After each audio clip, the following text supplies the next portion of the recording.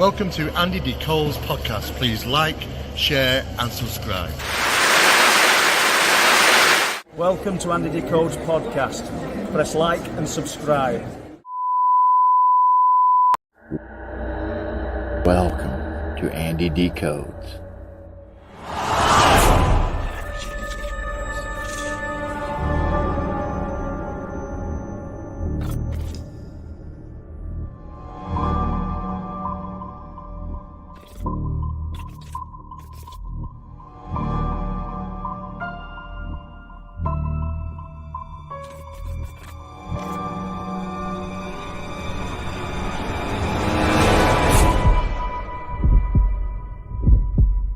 Sit back and enjoy.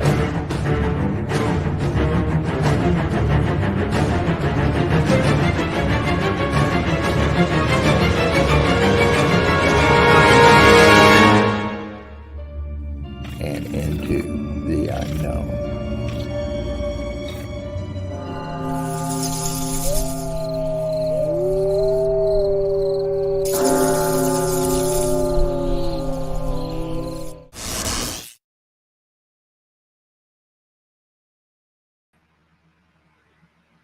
Hello and welcome back for the third time in about 24 hours. I feel like it's been so long since I've seen you guys. It's true. We haven't seen each other. Yeah, I know. When we don't see you for like a week, it feels like a long time. So, do you want to introduce Nicole? Yes, today we have with us the wonderful, amazing, talented Ron Yacovetti and Lourdes Gonzalez. They are revolutionizing the world of ITC, taking the paranormal field by storm. I'm so grateful to call them my friends. Aww. They are here to talk to us today about the Staticom project. So, Yes. Andy, you want to... Yeah, I was going to say, do you want to explain to everyone what it is? Because us over here have no idea. I do, because I've been looking, but everyone else, no, I think. We have no idea either. We were hoping you guys would explain it to us. We were sent here by a temporary agency. We have no idea what we're doing. Just turn up. So thank you for having us, for one. That was a lot of very Yes, kind adjectives in one introduction. And so I was we trying to appreciate think it. more, but I talked for 10 hours yesterday, so. No worries. We've had the opportunity to work with Nicole and Full Moon Paranormal, which is one of the best teams we've ever met. Some of our favorite people. Since we've been doing it. The Moon Ladies are awesome. Moon Ladies, yep. So we do something called Staticom, and we appreciate the opportunity to share it.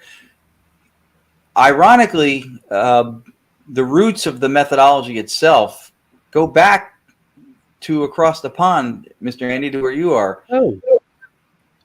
It's the name is probably what, was probably the newest part of the whole process, the naming part of it itself.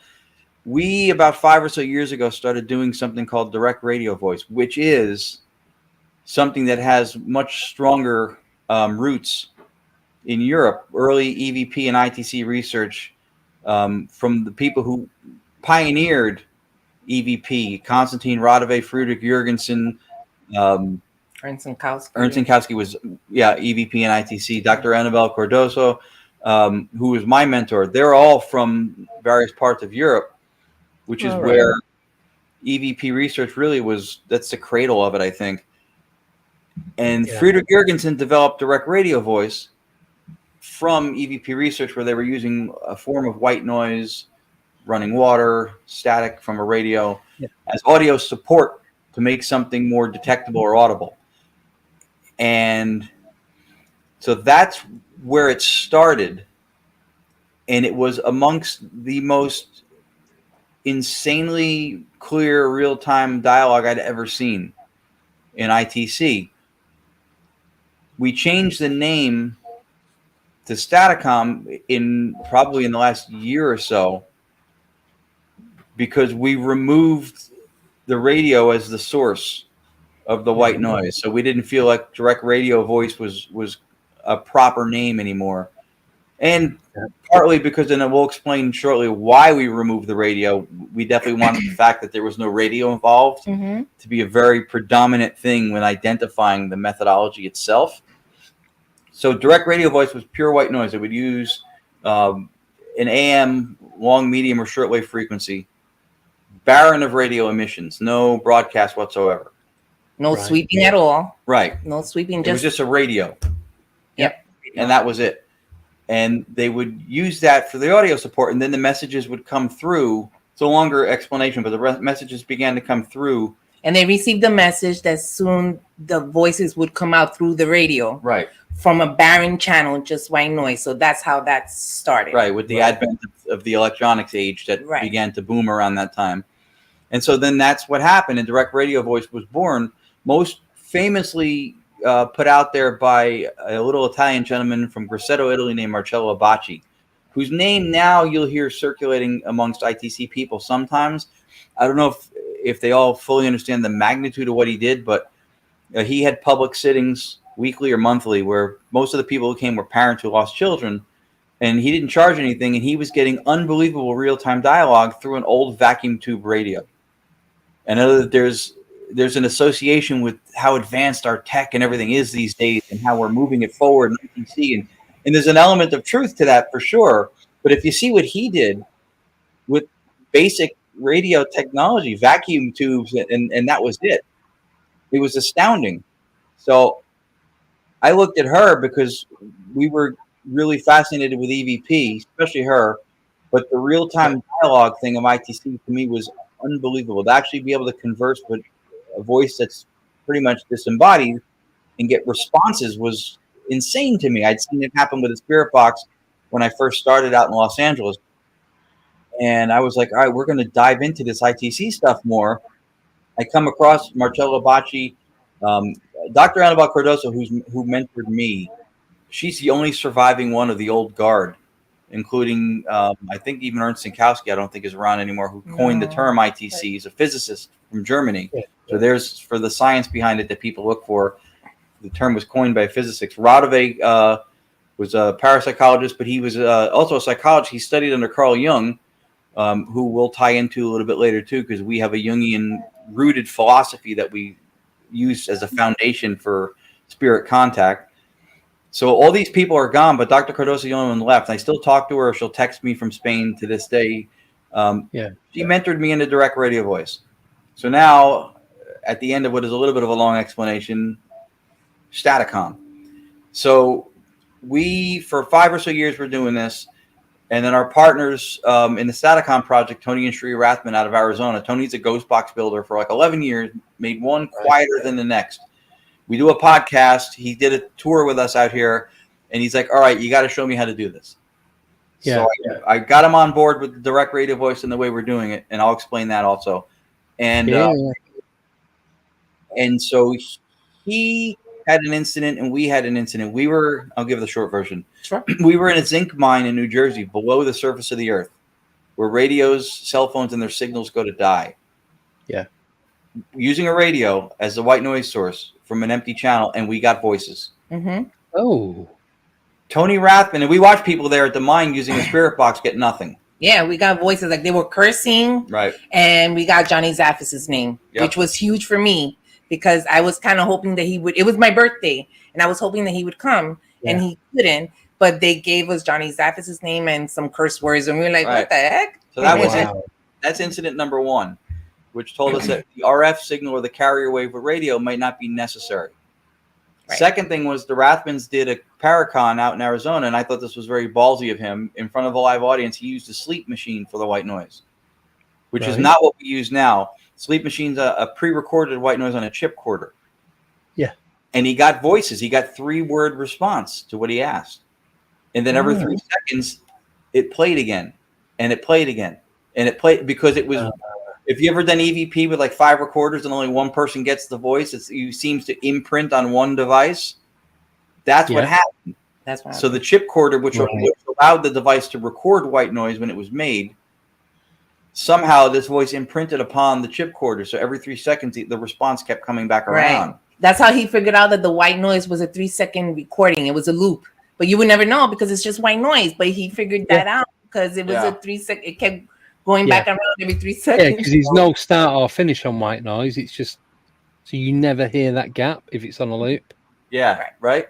So this is incident number 2, where we had a radio that could get no signal. He had something that wasn't even a radio, can't receive signal, and we both got voices. And that's when we realized, let's try to get the live white noise that you get from a radio. Yeah, because now that machine is shot. He can't use it anymore. Some ghost cost him $24 on Amazon is our point. So we got generators. So we're using live generators to make white noise. It goes through an interface. And then the other part of what we do with direct radio voice that's unique is that we take everything that gets done in review with audio capture, and we do it in the moment of contact. Everybody records ghost box stuff or whatever, their EVP. They take it home, they put it in software, they denoise it, they amplify it, slow it down. So we're doing all that in the moment of contact because at the time supposed to be dialogue. So it gives us a chance to actually dialogue with whoever's coming through. So that was something that we were conceptually introduced to by a gentleman named Keith Clark from Paranormal.com. He was doing a live filtration, and he goes, you can't do this with a ghost box because your process is looking to pull out vocals from noise. And you can't, if you used a ghost box that has vocals, that would be like going to the beach and throwing a bunch of coins down, coming back 2 hours later with a metal detector going, look what I found. You put it there. Yeah. Yeah. So he explained that to me. We used it. Then we went back to just the purest form of just the radio. And then you know what? There was something to that software thing. Let's revisit it. So we went back to it. And then we took a deeper dive into the software filtration part of it because it was promising, but there was something to be said for, I guess, what it was almost like she said, it sounded like what a medium probably goes through. Like there were so many voices coming through and it was not discernible. And then we're asking software to separate voice. It was too many of them. From voice. Yeah. Which is insane. So we took a deep dive into it and we went to reduce it. And the other thing we did that had never been done in ITC before is we took the flow of live white noise and slowed it down. Right. And the reason why we did that is because it's known in ITC that the voices come in a lot of times quicker than you can even detect it. You can't hear it because they come in too quickly. And certainly faster than the human vocal tract can speak. Yeah. So we figured sweeping wouldn't be a good thing, right? So we need to slow it down. And that's what we did. Right. We had an incident in New Jersey at an event where I got what I thought was my mother and my grandmother, and I could share that one. This is where we decided and remembered that the pioneers of EVP said that their voices come in faster than we can talk or detect. Because all I heard in the moment was on. I was like, if you know who I am, go ahead and say it. And then when I played it later, it says Ronnie, it's mom, it's Lucy, which is her mother. This whole message, I missed all of it. And I went, how much are we missing in real time because of how fast this stuff comes in? So I asked some ghost box builders, how do we slow down live white noise? And nobody had an answer because it had never been. Can I just ask? Yeah. So by slowing the white noise down, slows down the voices that come through at the same time. Right. Yes. So you'll be able to make sure I was at the right level. Some of them still come in so coming fast. But it makes us wonder that even with the ghost box modality, are people missing more of what's coming through? You know, the cadence can be off. They might get 2 words, 3 words and think that's the response, but maybe the next 5, 6 words came through faster. And they couldn't even hear it. And then they're sweeping too. So how, you know? Right. And that's the other thing. Not going to hear anything, are you? Yeah. Oh yeah. Can you guys talk about that for a sec? The ghost box is sweeping and you're missing a good chunk of the response, like the length of the responses you get. We think it's possible that could be happening. It's really hard to tell because it's a theory, right? We have a theory. When you experience it, it's all theoretical. Yeah. This is all theoretical, but we think so. And I will tell you, from the mine and then Tony's thing, what we figured out is that they're not manipulating vocal fragments from the sweep, we think, to make the voices. And I know that on an academic level, academia thinks that takes free will out of it because you have to have certain sounds in certain places at certain times to form certain words in the certain context within which is being required as an answer. It's maddening, right? You couldn't. So I understand the free will part of it, but we think anything you hear, box or otherwise, has timing and relevance, then you can genuinely say that that's anomalous, right? That shouldn't be happening, but it is. Yeah. And it's recordable and it's verifiable through voice print. But what we think is happening, even with the ghost boxes, we think that ultimately all that's being used to facilitate contact is the white noise. Mm-hmm. And it's through what's called stochastic and sometimes inverse stochastic resonance, which is white noise is every frequency 20 hertz to 20,000 we can hear. Anything enters into that and resonates with just one of those, you have an amplitude buildup. You have where those two resonate and it gets louder. The rest of the white noise remains at an equal amplitude of spectral frequency of 1 with no variances in it. And then we're filtering that and slowing that down in real time so it becomes detectable. Now on a ghost box, she figured this out, and then she says this to me. This is at the same time I'm deciding that I think this stochastic resonance is what's explaining it. And then she says, "You want to explain that the resonates low high thing?" Yeah. Well, I noticed early on when people would use spirit boxes that when they would hear voices, I would think like, that's the end of a song, like I don't know. But one day I heard a voice and I heard it underneath I heard it underneath, and I'm like, it was flashlight. I remember, and I was like, that was a word. And then I would notice that the louder ones would be above the sweep. So then I started, because we're discussing it, and I'm starting thinking, and I'm like, wait a minute. I was like, I think they're using the white noise within the sweep, and that's why you would hear it sometimes wherever it resonates is where you hear it above the sweep, or it replaces the sweep because it's so loud. But for me, I never heard the responses within the fragments of the voices. I heard them either above or below. Yeah, it may intersect the decibel level where the broadcast is in those words, and it may even borrow from tonality from that because it's in the process, but it's not, they're not being moved together like some like advanced game of Tetris on crack where it's just putting things in place. I think that they're using the white noise within the sweep. We think it's the white noise within and they the may be using some of the tone from the vocals, too. Right, that could be, that's part of the it's picking the bits out to keep it separate from the main sound. Not by design, no. It through circumstance, it may at some point be at the same decibel level or the same got you. as the broadcast itself, but they're not taking fragments. Because think about the fragmentation of the sweep is happening on our side. If they're sending the message from somewhere else, how are they accessing? Are they going, we'll take those fragments, we'll be right back? Yeah, be there a while. Yeah, so I mean, conceptually, that's maddening to think that that's happening. Mm-hmm. But that's the modality behind it. So which we'll explain, I guess, the difference with what we do also. But to me, it's almost crazy too, because you'll see sites that sell ghost boxes, and as an accessory, they'll advertise like the Faraday pouch, which conducts the signal around the box. It doesn't deflect it; it conducts it, and by conducting it around it, it avoids the radio. So people will buy the radio, the sweeping radio. They'll put the thing in it. And then they'll run a little 3.5 millimeter jack from the spirit box out to a little orbital speaker. And guess what they just did? They just recreated the antenna because now they have a wire running out of the Faraday pouch. Yep. Okay. I never even thought of that. Yeah. You're buying a radio, and the first thing you're trying to do is kill the radio. That's like buying a lawnmower and putting feathers where the blades are.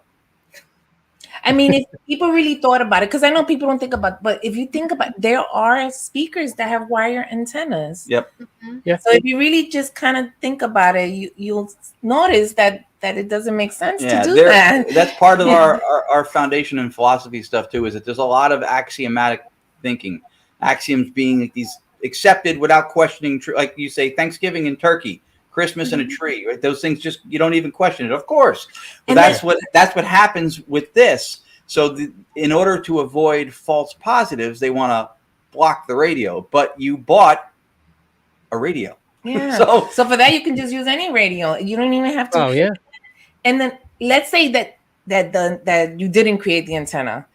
and so you're sweeping white noise. There's no benefit to that, because most of the time the voices come in quicker than we could even detect it. So could you imagine sweeping it? You're making it even more difficult. Yeah, the whole point of the sweep is to get randomized fragments of sound from the broadcast. If you're killing the broadcast, then there's no reason to sweep. And if you're not sweeping and you're not getting broadcast, it's direct radio voice. It's white noise with no sweep, which brings us back to the core of what we think works the most. Even the new SB7 Pro, which looks incredible, has a switch on it to shut off the antenna.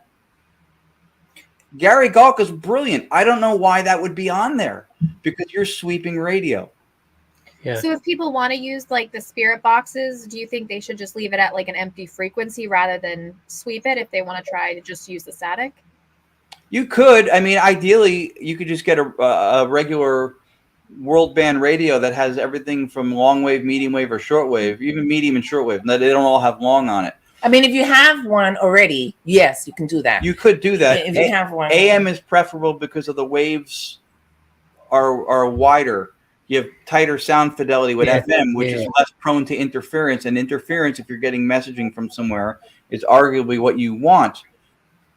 But again, we think it's resonance with the white noise, because both with the Sleep Machine and in the Zinc Mine, we got vocals without radio capability at all. I'm sorry. So, I thought you were trying to tell me something. No, baby. Oh. She hit my arm, like, you know.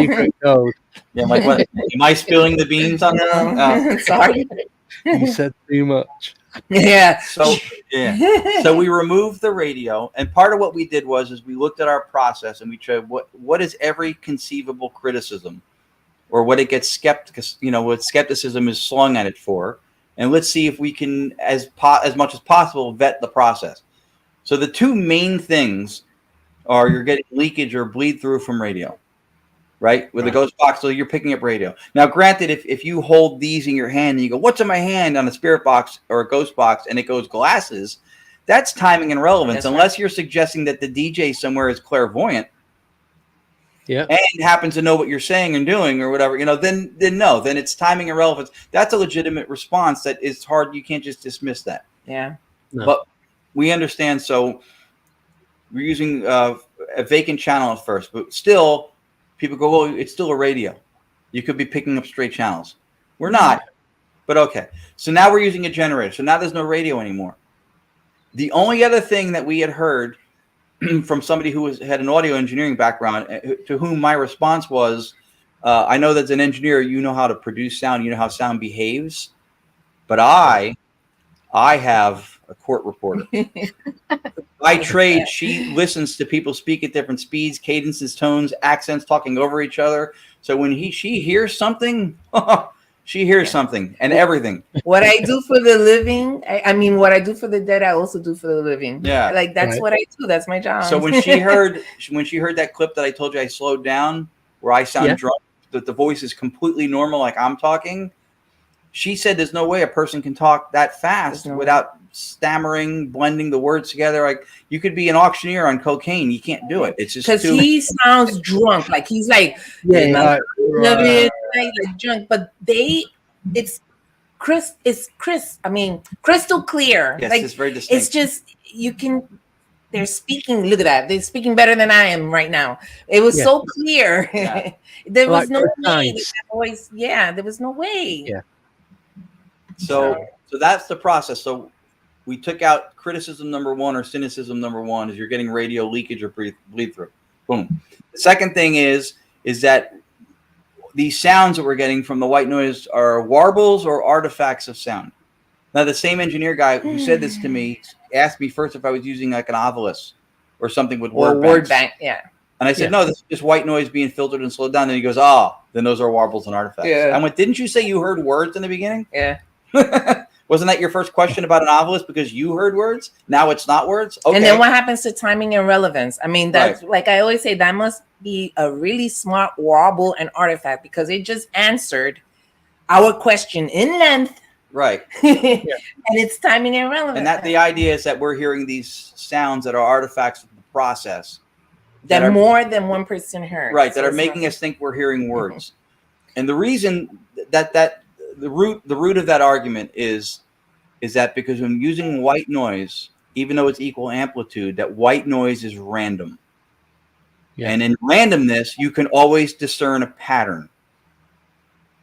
Right. First of all, saying that we can discern a pattern is an appeal to our intellect, because that's how we communicate regularly. Sounds come together from the mouths of other people, from radios, from TVs, and we discern patterns of recognizable speech. So to say that is already an appeal to our intellect and our ability to identify communication. Second of all, randomness, and this is something that we're big on now, again, through the philosophy of mind that we've used as a foundation. You hear that a lot in the paranormal. This is random. Randomness is an empty drawer. Random is what we say when we can't measure or calculate something. So we say that it is random. But there are electromagnetic fields. There could be quantum field theory things in play, ions that are charged from. So there's a variety of things that can be affecting intention, right? Yeah. So we, in fact, think that what we get, especially because it comes across very clearly as timed relevant responses, is deterministic. But they say random as a means to dismiss it because it's not fundamentally random. What it is it's computationally irreducible. You can't calculate it at the moment, but it's not random. That's just it's completely a throwaway empty word. Random is what we use when we can't explain something. That's pretty much what it is. Random is what we use that to describe when we can't explain what's going on. Something is random. Something is determining it, and we think at least part of it is intention to communicate. Yeah. So that's how we've vetted our process. And now Staticom, Tony Sri Rathman, our partners in Arizona, Tony brought Staticom name to the table. And he brought it originally, it was too soon. I went, no, we don't want to lose the connection because this is a legacy thing that goes back to Europe. Yeah. But then we took the radio out, and I went, it might be time for that name now. Yeah, we have to change it. Andy, is your mind blown yet?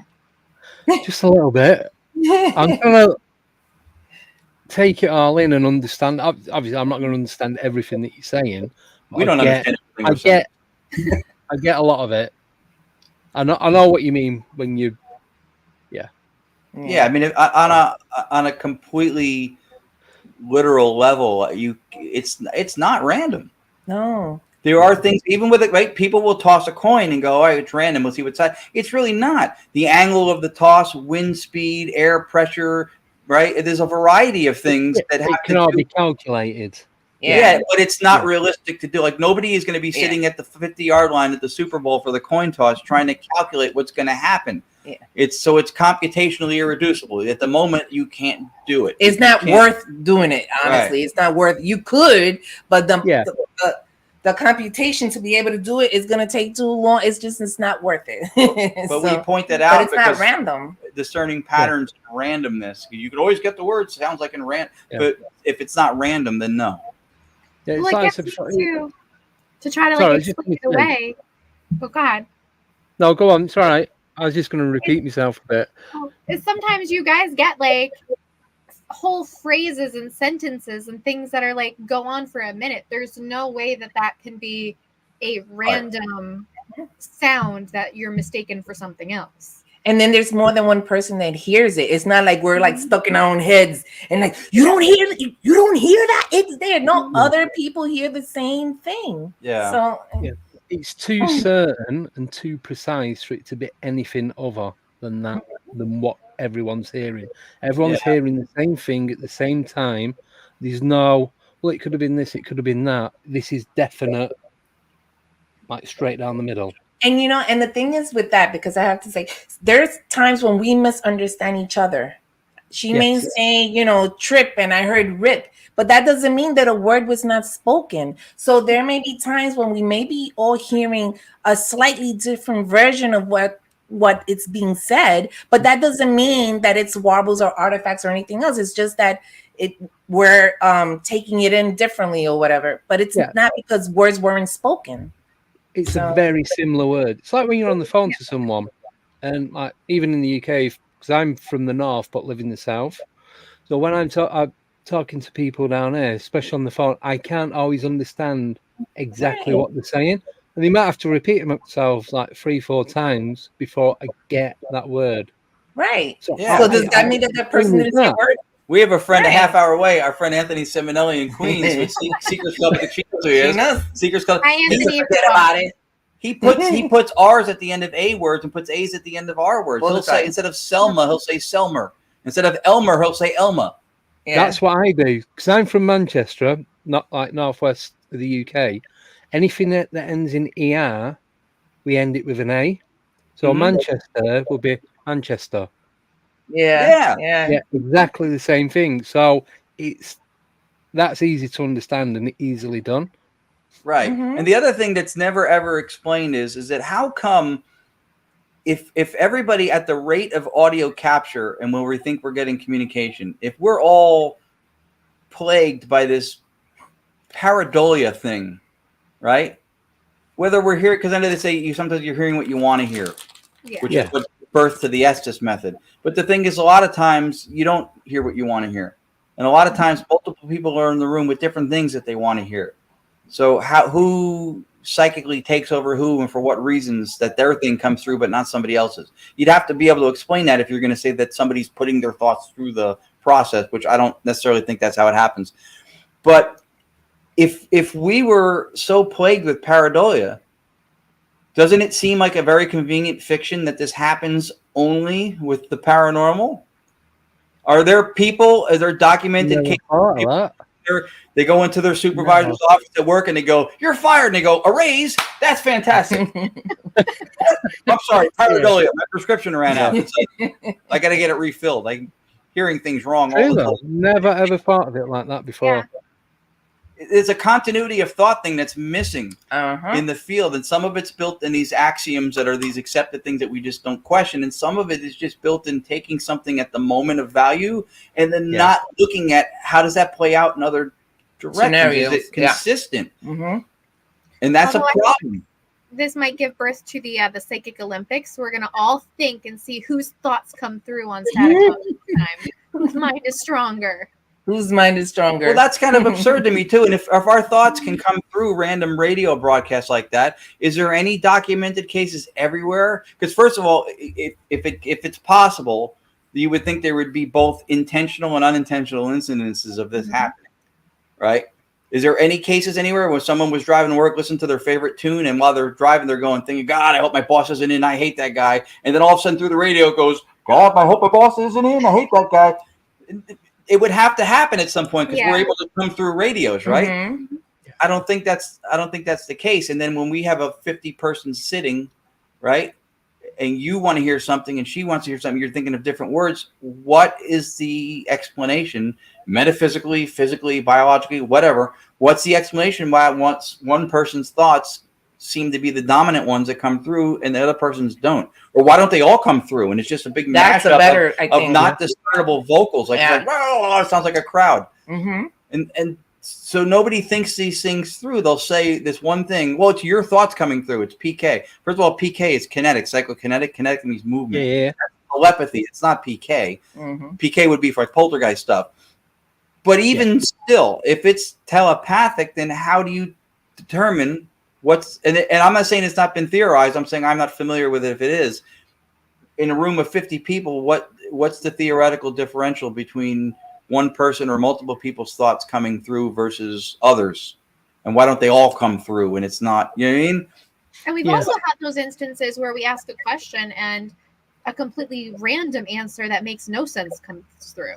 So who would have put that there? Sometimes there's no question at all, and something just comes just comes through. Like Abraham Lincoln. Right.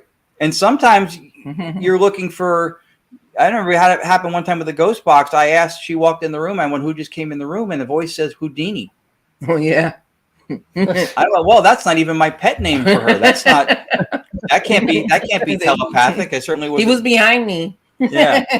Well, Lourdes is a woman of many names. I am. That's true. So there's a lot. Dina. Yes. Ugh, that sounds ugly. There's a lot of that to dispel, but the whole point is that we think that the reason that this gives longer. We have the one message I think Nicole's referring to. We call it damnation from the Shamley Hotel in Napanoch, New York. It's 1 minute and 8 seconds of the same voice on a rant.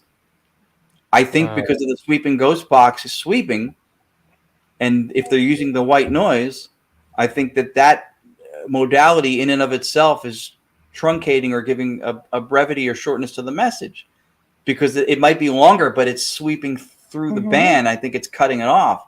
And the people who build boxes today are some of the most brilliant people on the planet. These are incredibly talented electronics wizards, and they're wizards. They are, yeah.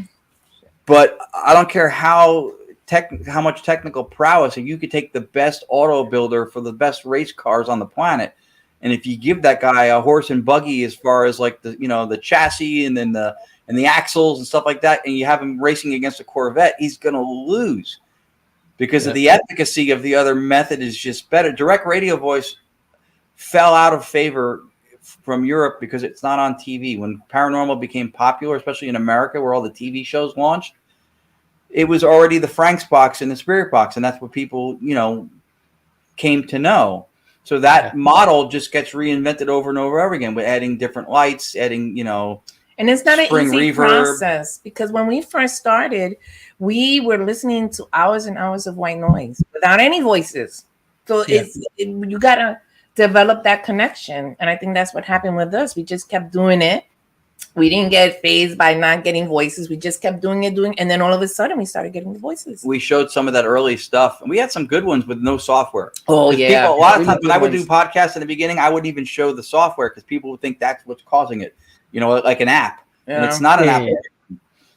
But we got some good vocals just through the radio without software in the beginning. And so we showed people, and then a couple people went out and bought these little world band radios for like $80. Perfect. And then I never heard from them again. And we would sit and listen to that weekly. And then when the world shut down, multiple times a week. And it was somewhat of a discipline. It was a grind. Yeah. But I think that intention and setting up almost like a regular schedule, I think that did play a part in it. Yeah. And then when we got back to the software, what we found is we think a lot of the pioneers of ITC would have 6 months to a year or more where they would go, the voices were gone. They didn't get them. They thought it maybe was planetary alignment, stuff like they didn't know. And then they would get contact again. And I think that it was because of the resonance. I think that the voices may have always been there. Just like right now, there's radio going past your head and you don't hear it. I think just what we do with the software now is it allows us to filter, and then we give resonance through the white noise, and then we take away what's competitive with it, where you hear the static, and now it's detectable. I think we made it easier to realize that they're there all the time. Yeah, because there's to me, there's nothing special about us. It's just that we put in the work. So you're gonna just put in the work, and when once you put in the work, you develop that ability to be able to get the voices. It's just that's how it is. I would go a step further than not only nothing special about it. We were a couple of chuckleheads from New Jersey with a boombox when we started, just listening to a long wave channel. But it really, for me, this was born out of an inadequacy, because I wasn't soldering and building boxes. I always tell people if I was soldering, I would be high-fiving you with fewer fingers. Yeah. So I wasn't building, but I wanted to really dive into ITC, instrumental transcommunication, and contribute or do something. I really liked it. I wanted to be a part of the field. Yeah. I come across direct radio voice in this video of this Marcello Bacci guy, and I looked at her and went, I can't believe nobody's doing this. I've never seen a ghost box do what this is doing. Yeah. And I said, we're going to buy this radio and we're going to try it and see if that's special to them. Because some people said that this guy had mediumistic capabilities, Marcello, but he wasn't the only one who did it. Sinkowski did it. Cardoso did it. Harsh Fishbacks, which was a couple in Luxembourg who did it with a direct radio voice. Hans Otto Koenig in Germany, who was, I think, another physicist who built something called a generator and a bunch of other machines that used IR light and UV light. Yeah. And so people were doing it without sweeping boxes. I want to see if we can do this. And so we took that path, having no idea it was going to lead to what it does now. I'm going to interject and disagree with you guys, because I think you guys are something special. Oh, thanks. I agree. You guys were led to this because obviously it's your calling. You know, you guys and the Rathmans were able to make this what it is, and I don't think that somebody else doing it would have necessarily approached it the same way as you guys do. Oh, we appreciate that. And for people who don't know, and we recommend if you want to do a part 2 with Staticom, we'll give you the contact, Tony and Sri Rathman. that was one of the biggest. Talk about like an ROI, like a return on an investment. We were working with them on a podcast for a while, and we had already determined that these were two of the nicest people on the planet. And Tony was an incredibly talented ghost box builder. Who never sold one box. Never he only sold did one. for research. Yep, which I really liked. Yeah. I liked about him. Yeah. And when he said, show him how to do this, and I showed him, and then they got involved, and I'm actually talking to him tonight because he may have made another breakthrough in sound quality experimenting recently. Ooh. So these guys have been, the two of them have been really like noticeably beneficial to this process. Oh, Jenny Colucci. Thank you for recommending I have 4 books on Amazon. We can plug that at the end. But yeah, she's one of the kindest people on the planet. Seriously, if you go, they go, you have 2 minutes. You can either bash Mother Teresa or Jenny Colucci. I would go, give me Mother Teresa. I can't bash Jenny Colucci. I love her. She's too much. That's how nice she is. Sorry, continue. So yeah, where was I going with this? I don't remember now. I got into the Rathmans. Oh yeah. Yeah. So they have been noticeably a factor in how much this progressed. Kind of like how, people go in the last how many years we went from just walking on the moon. All of a sudden we have computers on our hands, and like it's been noticeable to us since Tony and Sheree have been involved.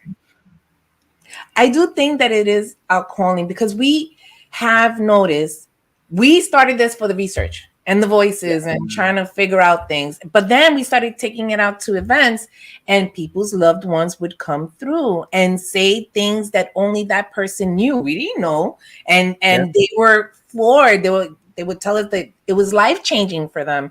And I feel that that's part of the reason why we're able to do this, is to give people those moments. That's what we're supposed to do. We're supposed to help people with this. Which is what Marcello Abbati did. Which is what he did. In Italy with direct radio voice. So that I am grateful for. That I feel blessed to be able to do that for people. So we ended up on that path, not intending to do that part of what he did, because we didn't even know if we could do the results he did. Right. So we couldn't have possibly planned for that path. Yeah. But we ended up on it. And then and Dr. Cardoso, who endorsed my first book and who's been kind of intrigued with what we've done with the process and the vocals. Yeah.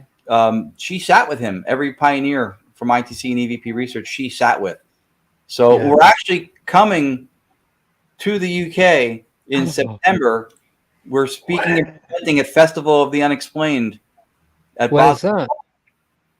It's near Nottingham, I think. Bosworth. That is literally up the road from me, like 40 minutes away. Bosworth Hotel. That's where the event is. Oh, goosebumps. Yeah. Cool. I'm definitely going to be there. So we had done a couple events with Daryl Marston from Ghost Hunters, and then he's a super kind-hearted guy. He talked about us over there. So they have like the Holter Files reunion. It's going to be Schrader, Keza, Pittman, Danny Moss is speaking and presenting. Ghost Trip Investigation. Right. The doctor. Dr. Kate Sherrill. I know we're missing someone because they added a gentleman. Oh yeah, Penny. That's Penny, but there was a gentleman they added. Yeah, Penny Griffith Morgan, I think. Yeah, I can't. Yeah, right. I think so.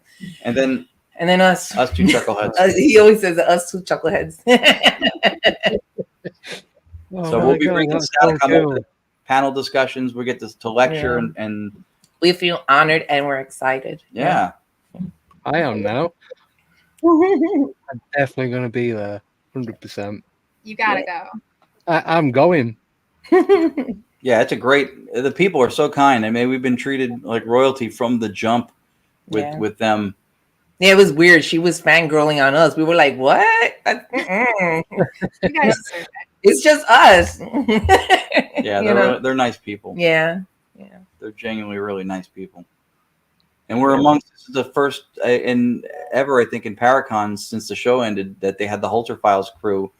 So that's cool. Some of them have not seen what we do yet. Dave Schrader experienced it for 15 minutes at the New Jersey Para-Unity Expo.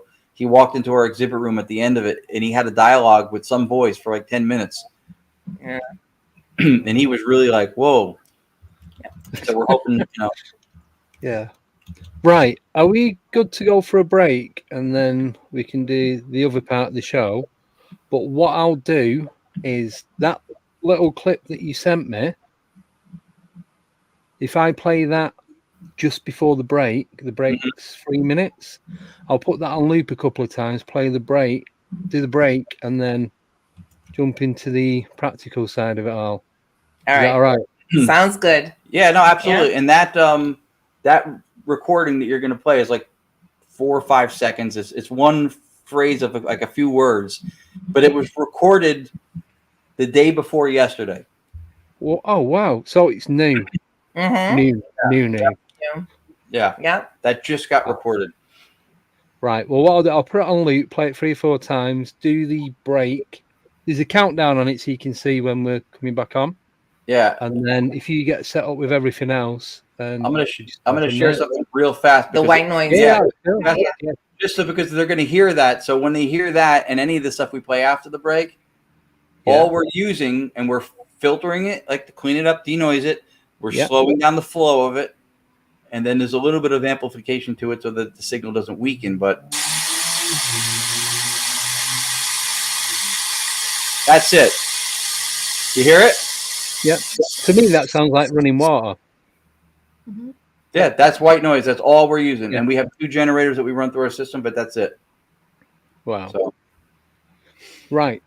I will play this. We'll do the break. And then if you start out ready for the screen share, and then we'll just kick it off from there.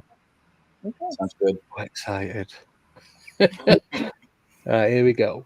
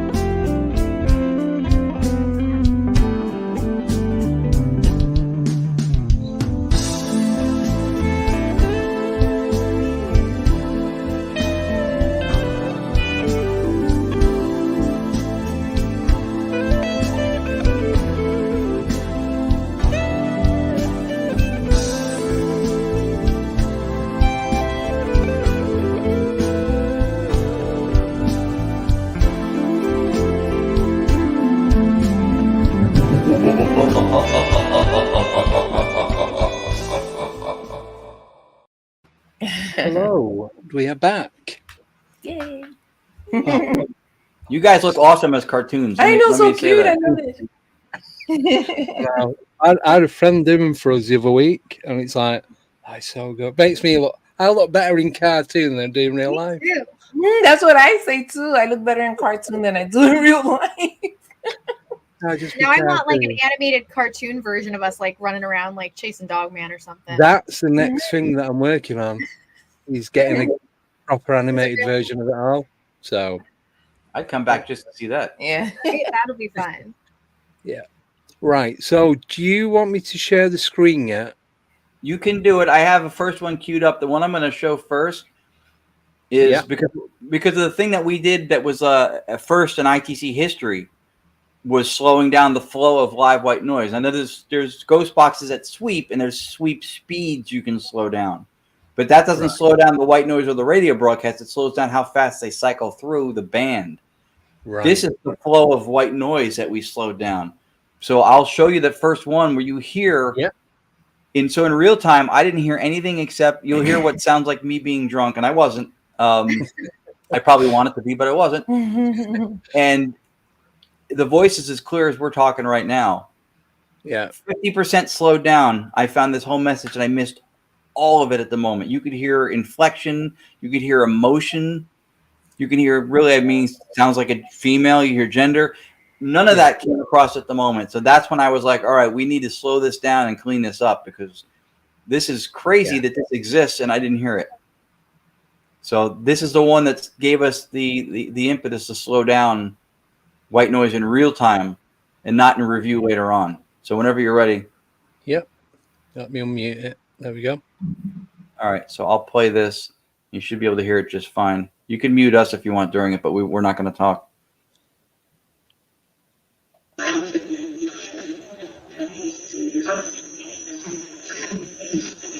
You know who I am?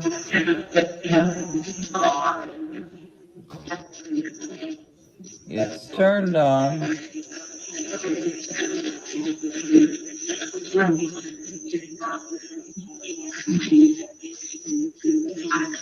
Is my mother gonna be here tonight?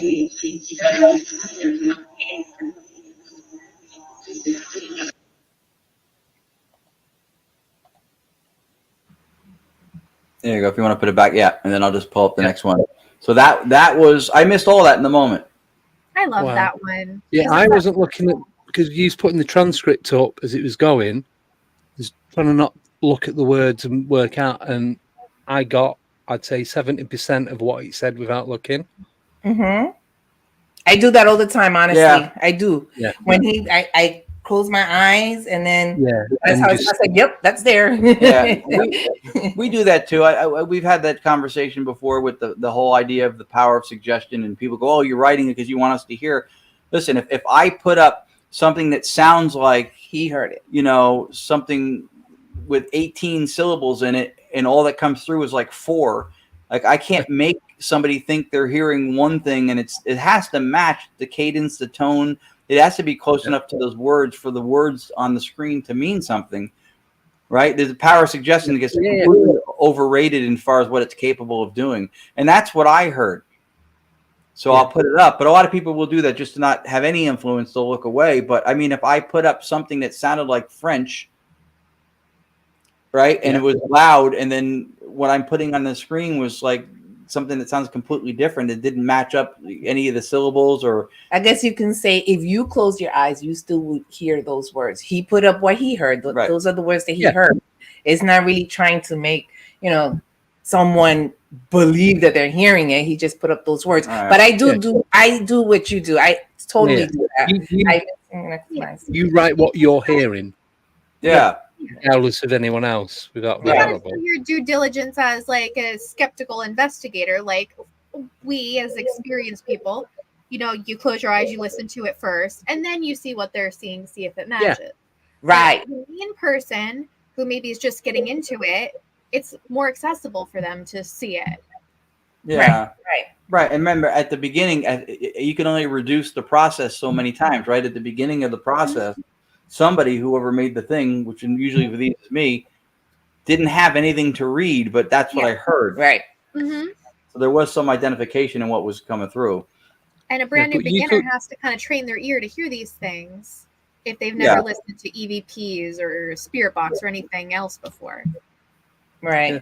But you could clearly hear it was a young girl, I'd say 4 or 5 years old, and then the other person was a mum. Because when it said it's mum, I heard it's, because you guys say it different. I heard it's mommy here because we use mommy. You say mommy. I heard that. Yeah. Yeah. I get that. Yeah. Yeah, I hear a female voice. Not I like love a There's male voice, two but a female, voice. a young child and an adult. I And love obviously when Rob. An adult woman, but with a higher voice, not like a deep female. Yeah.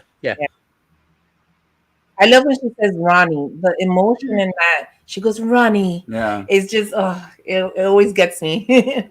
Yeah, because with the child, you could hear that she was scared or frightened or something, like worried. That's what I got from that. Mm-hmm. Yeah. Like, a bit confused as what was going on. Could be. Yeah. I was going to play this one. Sure, play that one. That one's a good one. So this one, there's a couple that I have Yeah. where Tony is mentioned. Can we pause for a second? Because I know we're going to do questions later, but Dominic sees auras and he sees colors, and he said every EVP has a unique color frequency signature, Huh. which I didn't know. So That didn't- No. Okay.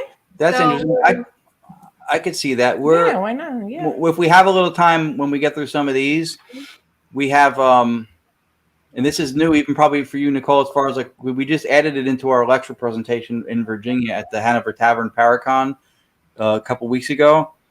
But we have a philosophy of mind as defining of reality that we added to it, because if you define reality in such a way where it's most sensible based on what we know and what we experience doing this stuff, it makes what we call the supernatural natural. It's nature doing what it does. It's not something for extraordinary measures. You need extraordinary explanation, or how the saying goes, whatever. It doesn't require that, Right. because it's very natural. So we can share a little bit of that when we get to that. That would be what, Paranormal. Yeah. yes, and it would allow for the seeing auras part of it too, is not being something that's not a superpower that he has to explain to people how he does. It's part of nature doing what it does through him, and more to it. But so we get a lot of and funny only since he got involved, but Tony Rathman's name comes through a lot. I could show you at least 2 or 3 clips where something mentions Tony. And I told him that he needs to have his ghost stop interrupting my sessions. Then again, it's probably one of the byproducts of having him involved is that we're getting activity now. They're going, "Hey, Tony." Yeah, Rathman might be the most said word on the other side ever. His last name.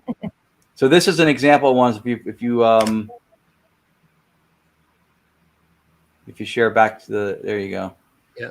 Okay, so I'll play this one. So this one also, to our philosophy of mind thing, this one, we think we're communicating with consciousness, whether it was discarnate, used to be human or not. I mean, there's a lot of theories and beliefs, but this one pretty much identifies itself that way.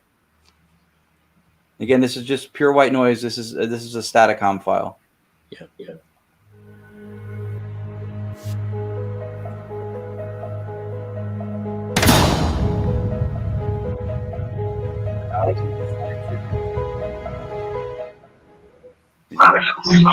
We're doing it. I hope you need it.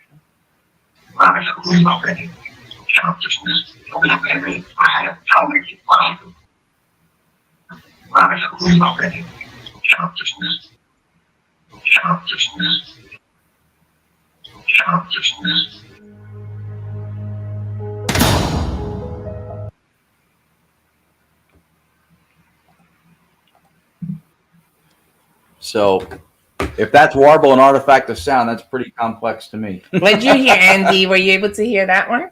Yeah. So I listened first without looking. There's a couple of words that I couldn't get. I got, listening consciousness, and then something friend. But then I had to look to see what the rest of it was. But then it said it was Tony's friend, and it was. You can hear. It's not just words. You can hear the the up and down pitch of each word and syllable. And it's not.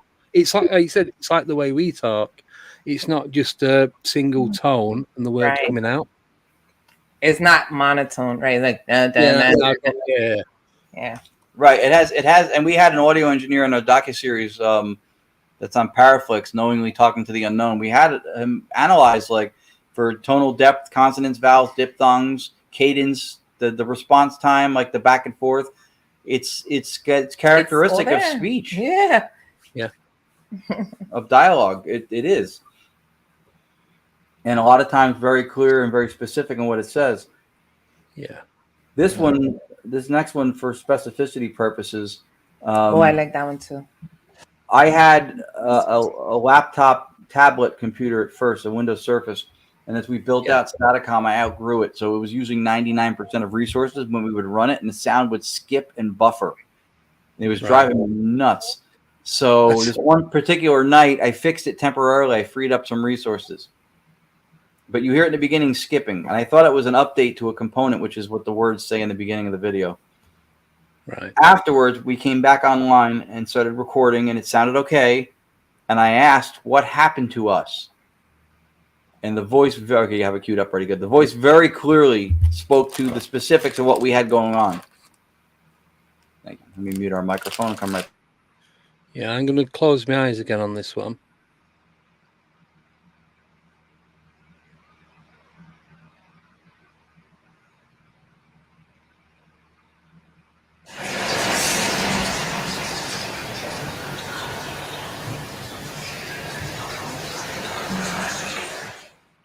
Maybe they're trying to connect. And since it's doing another, I'll let it play out for a minute. I'm gonna message her now. If that's you trying to connect to Tony and Cherie, please keep doing your thing then.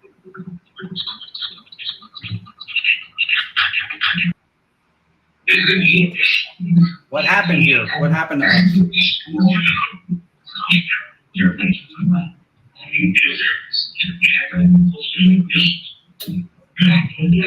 Sorry about that.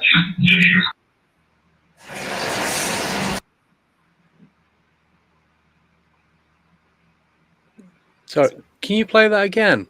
That's what I figured. Because I just closed it. She said you should probably play the game. Sorry, I had my eyes shut all the way through. I was trying to pick up, but sometimes it is difficult sometimes. Remember, you gotta play it twice. Okay.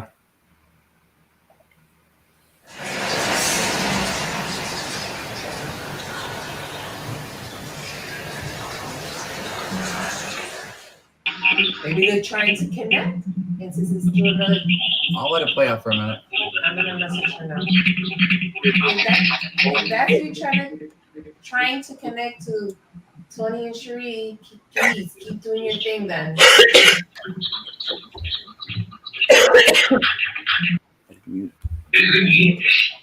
What happened here? What happened to us?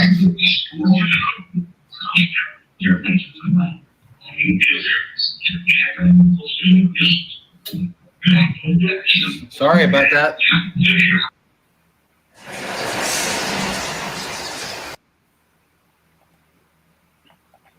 Yeah, I definitely got the component update and the beats. Mm-hmm. Bad connection. Was that hard for you to hear? That was a bit more difficult, but the voice was different than the other one. That was a lot. It's still a male voice, but it was a lot not deeper. It was lower, but not deeper. Does that make sense? Yeah, there was a little more bass tone to that one. Because we were having problems. We were still having problems. We just fixed it temporarily. Yeah. That one sounded a little more like robotic. Mm-hmm. Yeah, like when your phone goes all funny, it's like that sort of connection. And that kind of makes sense because we were having a problem with connection. So that kind of makes sense. Like we fixed it, but it wasn't all the way, you know, it was still having problems.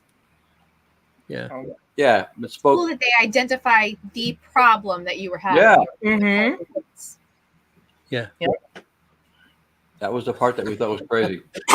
Excuse me. Specifically to what happened. Trying to see which one. I know which one I want to include too. I like the one. This one, I mean, if you want to play them all twice, we certainly can. Yeah, if that's all right. Yeah. This one's it's only a minute long. Oh, but I like this one because this one was at Massachusetts Paracon, not this past one, but okay, you have it queued up already. The year before, and I was running this. This was still direct radio voice. We were still using the radio for the white noise. I was testing it. She came out of the shower, wrapped up in her towel, and somebody starts talking to her.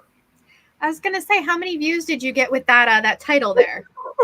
Well, not as many as I hoped. He doesn't show me with the towel. Yeah, but that's phase. That's phase 2. I'm going to add a picture of her with the towel.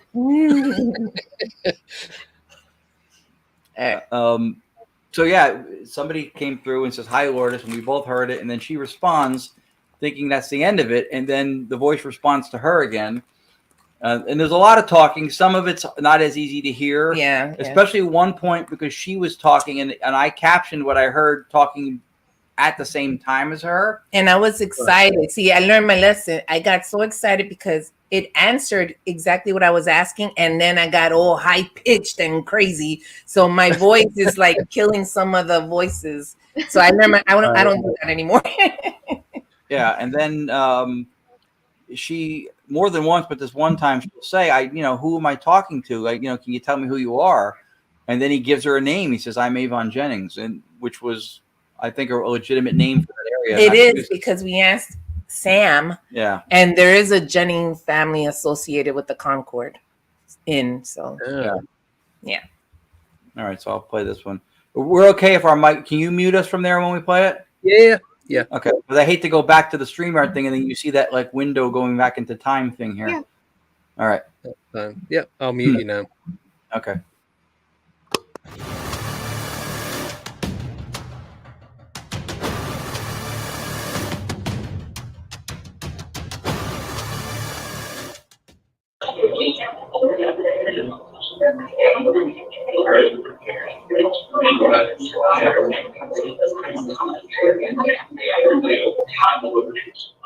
Hi, Lourdes. Hi. How are you? I'm good. I'm glad to hear that you're good. You're speaking to me. I miss you too, I guess. I don't know who it is. You have to tell me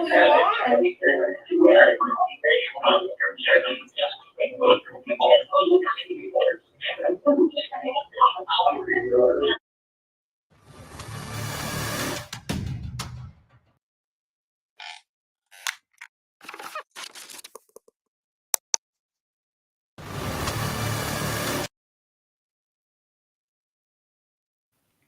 He's probably muted. He's gonna expect you just to play it. Play it. All right, Okay. you're unmuted now. I can repeat it. Yeah, I can automatically just do it. I didn't know if you needed a minute to reset. I can play it again. Yeah, no, you can just go straight into it if you want. Yeah. That's what she said. I'm going to make sure. Okay. All right, here we go.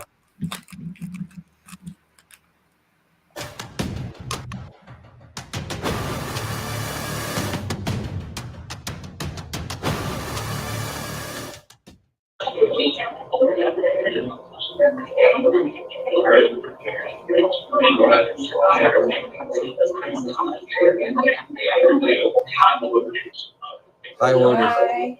How are you? I'm good. I'm glad to hear that you're good. You're speaking to me. I miss you too, I guess. I don't know who it is.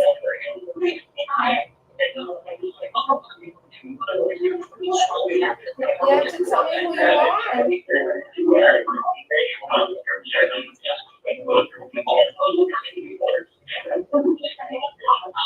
are.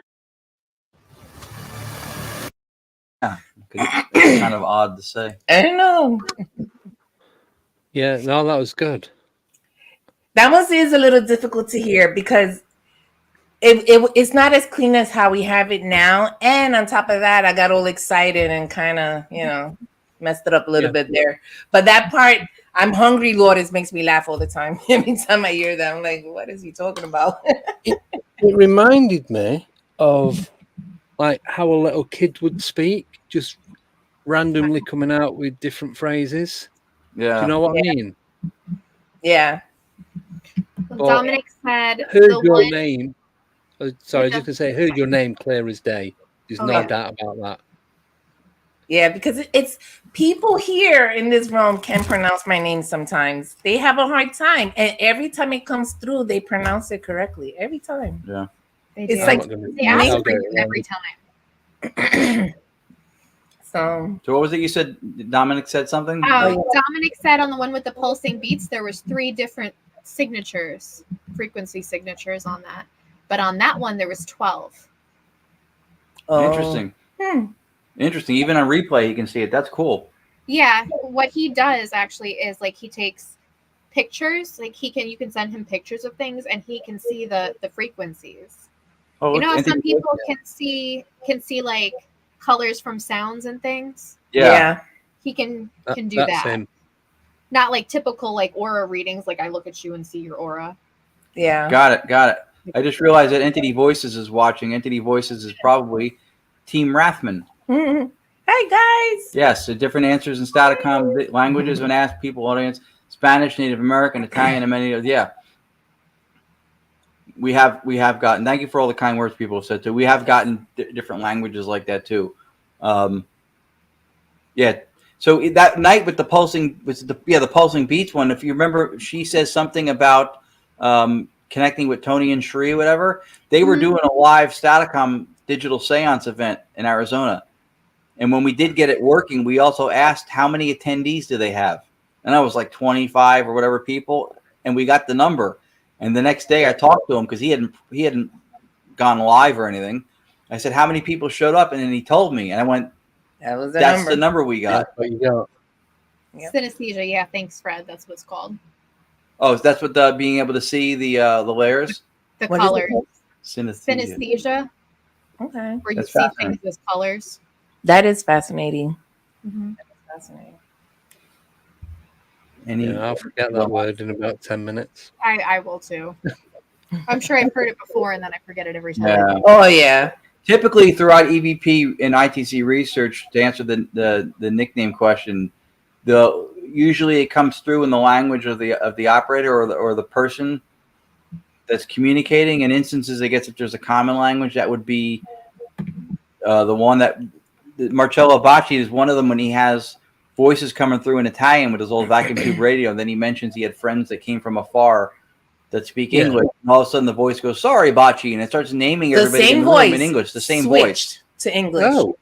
Yep. Same voice switched to English. There's a documentary on Vimeo, Vimeo, called Calling Earth. Yeah. And there's another one called there's a documentary about Bacci that's like 40 minutes. I think it's translated from French. It has English subtitles.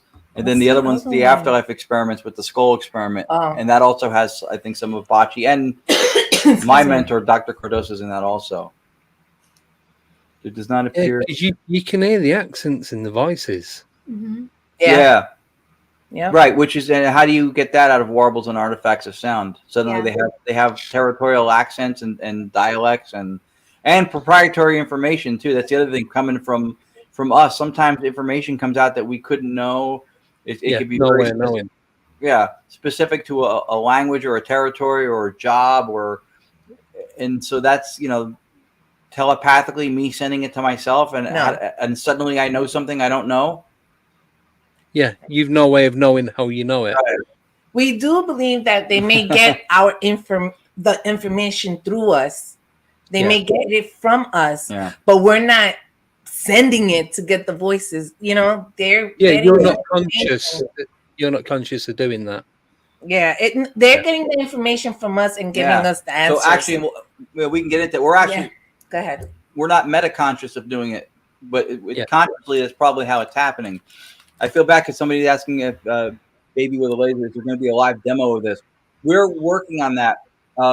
We've done a couple, and what happened was that there was echo and feedback, not reverb, but more like an echo, and it did not do it justice at all.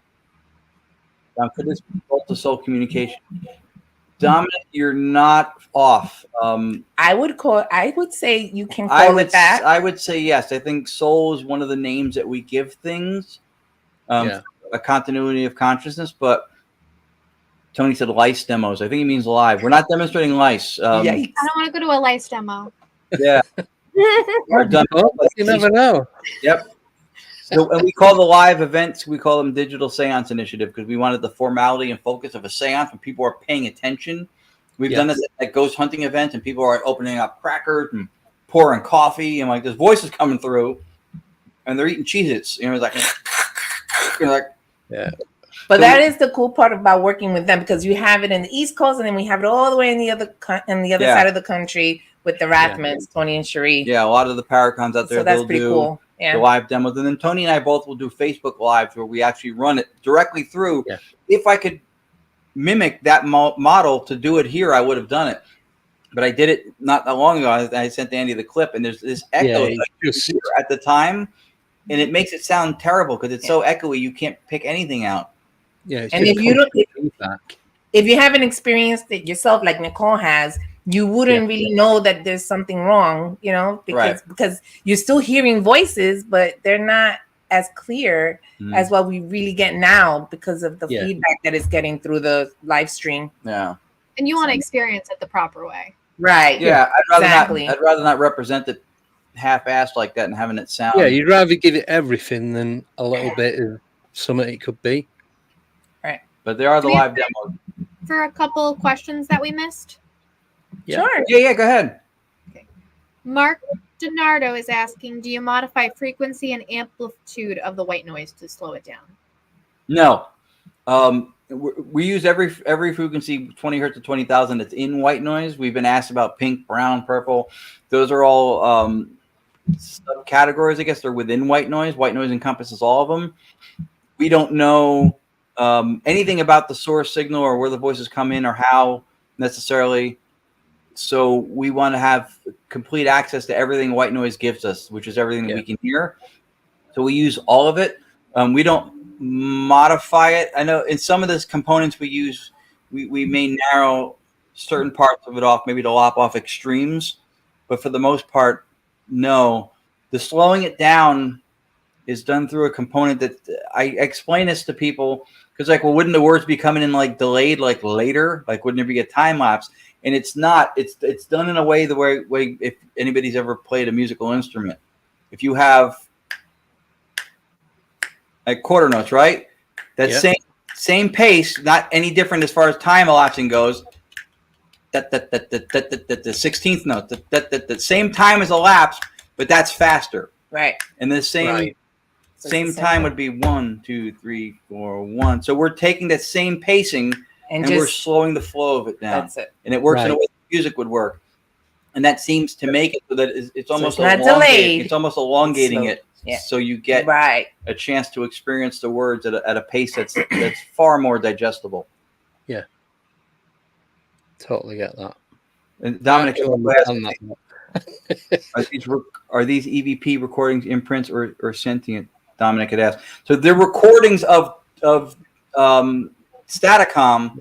There it is. Yeah, these are recordings of Staticom. So they're not technically. Some people could put any of this stuff under the umbrella of an EVP, an electronic voice phenomenon, but it's ITC, and it's not EVP in the sense of recording voices out of thin air, which is what most people might identify EVP with. So it is a recording of something that was audible live in the moment. That we heard live at the moment. Not just later. Right. Yeah. Imprints or sentient. Sentience, I think, yes. Imprints, only in as much as we were able to record it. And that's because it's within what we can hear now. Where EVPs will record stuff that we can't always hear. So this was audible in the moment. Like any recorder in the room would have recorded those voices that are on any of these clips. Yeah. But it does happen in a sense. We hear the voices in real time, but there are times we do listen to it and we hear more. Yeah. So we do get, I guess, is ITC EVPs imprints in there as well, because we do hear more when listening to the recordings. Yeah. So we hear the live ones at the moment, and then we actually hear more later on as well. Yes. These are great. This is a very educated and astute audience. Mark Donardo's got a great question too. He said, all the input is in the white noise, no microphone or audio input whatsoever. That's correct. It's a completely closed circuit system. Mm-hmm. It's white noise that's going through an interface, which goes through the software filtration that comes out the speaker. So we could scream on the top of our lungs. You could put a radio on next to it. You could put a cell phone by it. It can't receive or record any signal. There's no ambient input whatsoever. So in and of itself, right there is kind of spitting in the face of material physics, because it should not, according to, and I do it in quotes, laws of sound, be possible for something to vocally imprint or resonate within the white noise or come through. But clearly that's what's happening, because what's coming out with clarity is not part of the white noise, which is completely devoid of data. Where are the white noise generators? We should show them. They're over there on the desk. I'm going to show them. I'll be right back. All right. And Fred Flintstone, which is cool, because we've never had any Hanna-Barbera characters watch our show. You have now.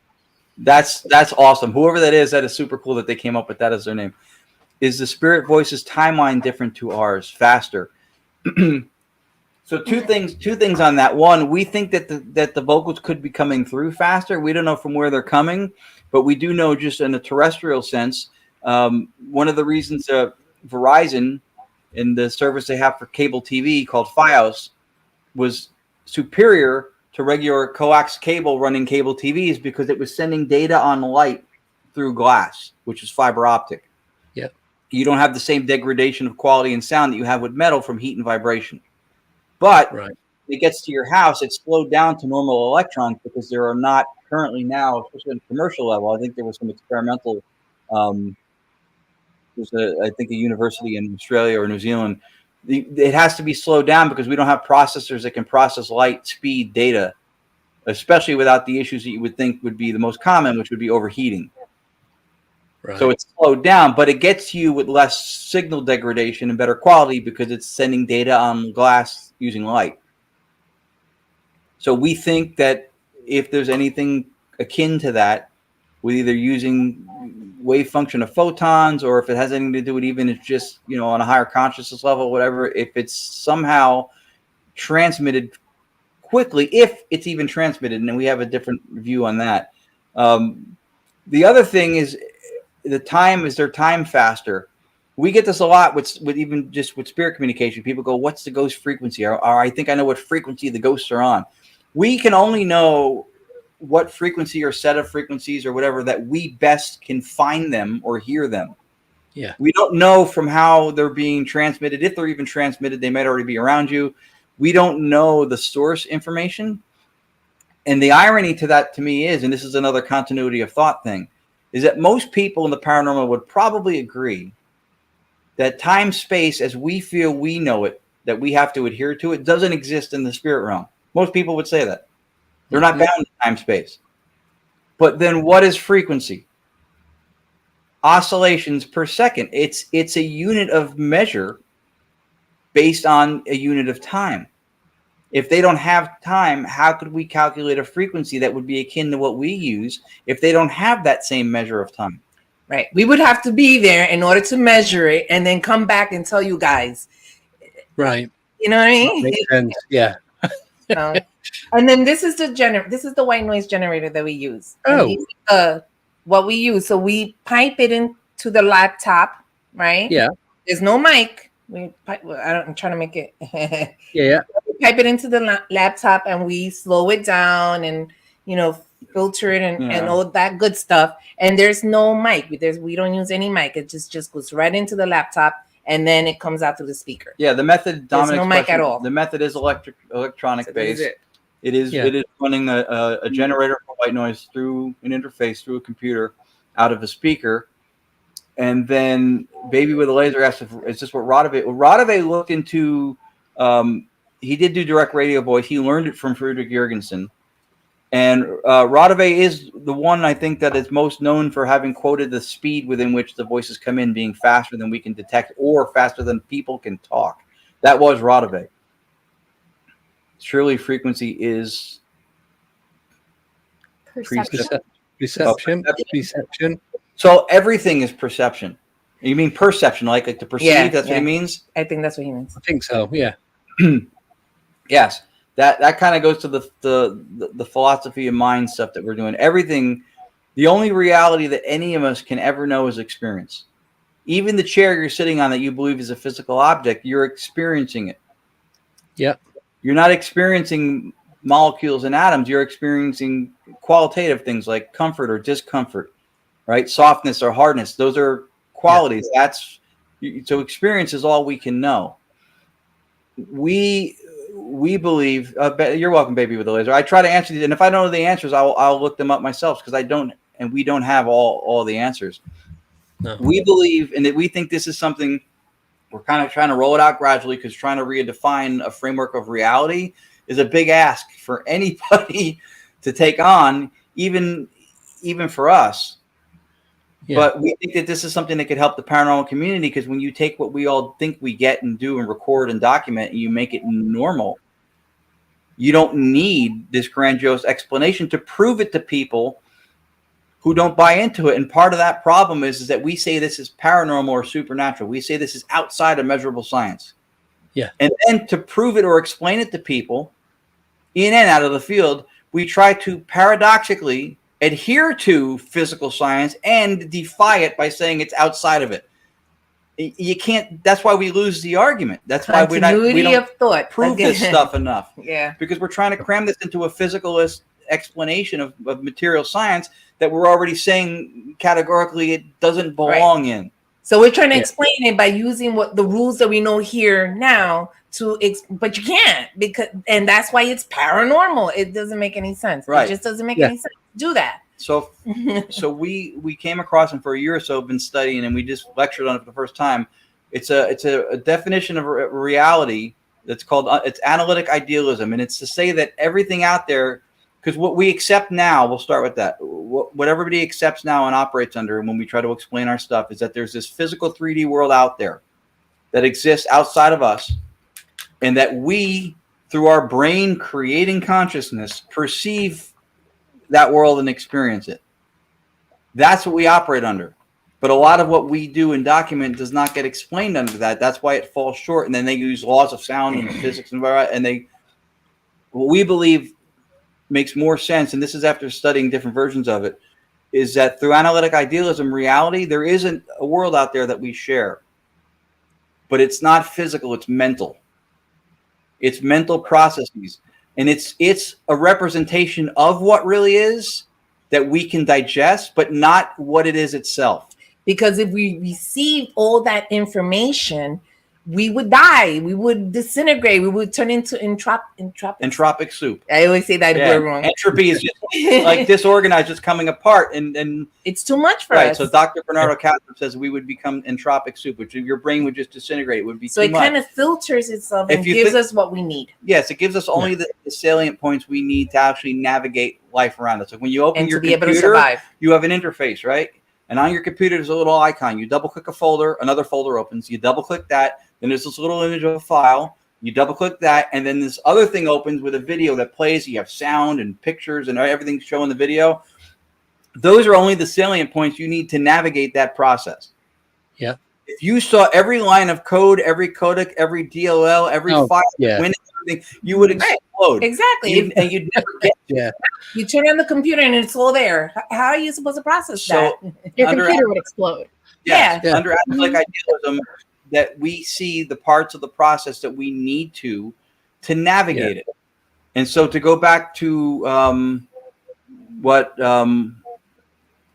was his name again? So I don't want to mix it up. Dominic, yes. What Dominic was saying with perception, everything starts with perception. Yeah. Right. And so for us, one of the things metaphorically that we loved when we learned this was we go through life like it's akin to like a pilot in a plane, and he has a dashboard of dials and needles and stuff that tells him what's going on around him. Right? It'll measure barometric pressure, wind speed. It's got a variety of things that it tells him about the world around him. That's how we perceive what is around us. We see representations of what it is on our dashboard of perception. The pilot never mistakes the dashboard to be the sky. He knows the representation of it, but we do. We look at what we see and we think that this stuff is physical, and it is what it is in and of itself with because a standalone existence. Senses, right? We have, but we don't. It's a representation of what really is. It's not the thing itself. It's like the soul to soul communication, which I think that's a great way to explain what we do, because we are seeing each other right now, but Nicole, that's the representation of what her soul looks like to us. Just like you're seeing the representation of what our souls look like to you. Right. See what I'm saying? It's not it's hard to wrap your head around it's it. A lot. The model of reality that it comes under is and this is it's been tested through a lot of different clinical things, is the same as what would be considered multiple personality. So there's a universal phenomenal consciousness. There's a mind at large, and we are alters of that, or like what would be alternate personalities. And just like somebody can have multiple personalities, and they're separate from each other within the same entity, that's us. We are all separate alters of the greater mind that we are part of, but seen as separate from each other. We have a dissociative boundary. Yeah. And this is a very powerful thing, even clinically when they've tested it. There's been tests that were done in the Netherlands, I think in 2014. Jolanda Schlimpf was a scientist, neuroscientist, and they tested a woman who had 5 alters, 5 different personalities. 2 of them claimed to be blind. Right. And when the blind alter was in executive control of the physical body, there was absolutely no activity in the visual cortex in the brain. She physically became blind. Even though organically she was completely able to see and process rods and cones and light, and everything was perfect. It shut down. They had her, hooked up, and they saw that it got quieter. Yeah, because shut down. And then when another alter who was able to see came into existence and took executive control, the visual cortex lit up again, and there was activity. So this, as an alter of a radar, so that dissociative boundary is what separates us. So people like Dominic, through altered states, and people do this sometimes through like psychedelics, or they'll do this through even like that choking game kids did. They would try to make their boundaries more permeable and have a more vivid or visceral experience. Even scientifically, we've been told that psychedelics will light your brain up. With the Casper says like a Christmas tree, but that's actually not the truth. So think about this. PSA, don't go do psychedelics. We did not advise this. No, don't do that. This was done by a guy with 2 PhDs under medical supervision. Yes, he did, and it's legal where he is. Yeah, and it's legal where he is. And he did it for the purposes of this study because people said that your brain would light up like a Christmas tree with those psychedelics. But what they found is that, and this happens with mediums when they were studied also, during higher function or more vivid phenomenal experiences, the brain activity was almost diminished to nothing. It was minimal. Yep. So think about this now. If the brain is supposed to be what creates our consciousness, would not every time you had phenomenal experience of anything, tasting, touching, smelling, hearing, would not there be a level of brain activity that would correlate with that? You would have to have it all the time. But it doesn't. The most vivid experiences people have, like during a trip like that, they have the least amount of brain activity. When psychics have mediumistic readings and when they're processing complex thoughts and information through a reading, their brain activity is quieted down. Yeah. And there's been studies. It's not like there have been studies. Fake method actors trying to pretend to themselves that they were psychics, or pretend to themselves that they had multiple personalities. And it did not fake it. You can't fake it. So does this show us that what they're doing is not in the brain but somewhere else?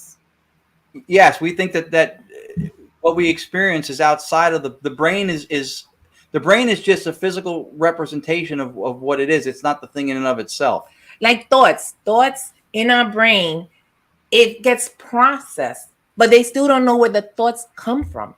That's the missing bar. They don't know where the thoughts come from, but they know that we receive them, and then our brain processes it. It. They've never found memory in the brain. So, Memory's not, it's not stored in the brain.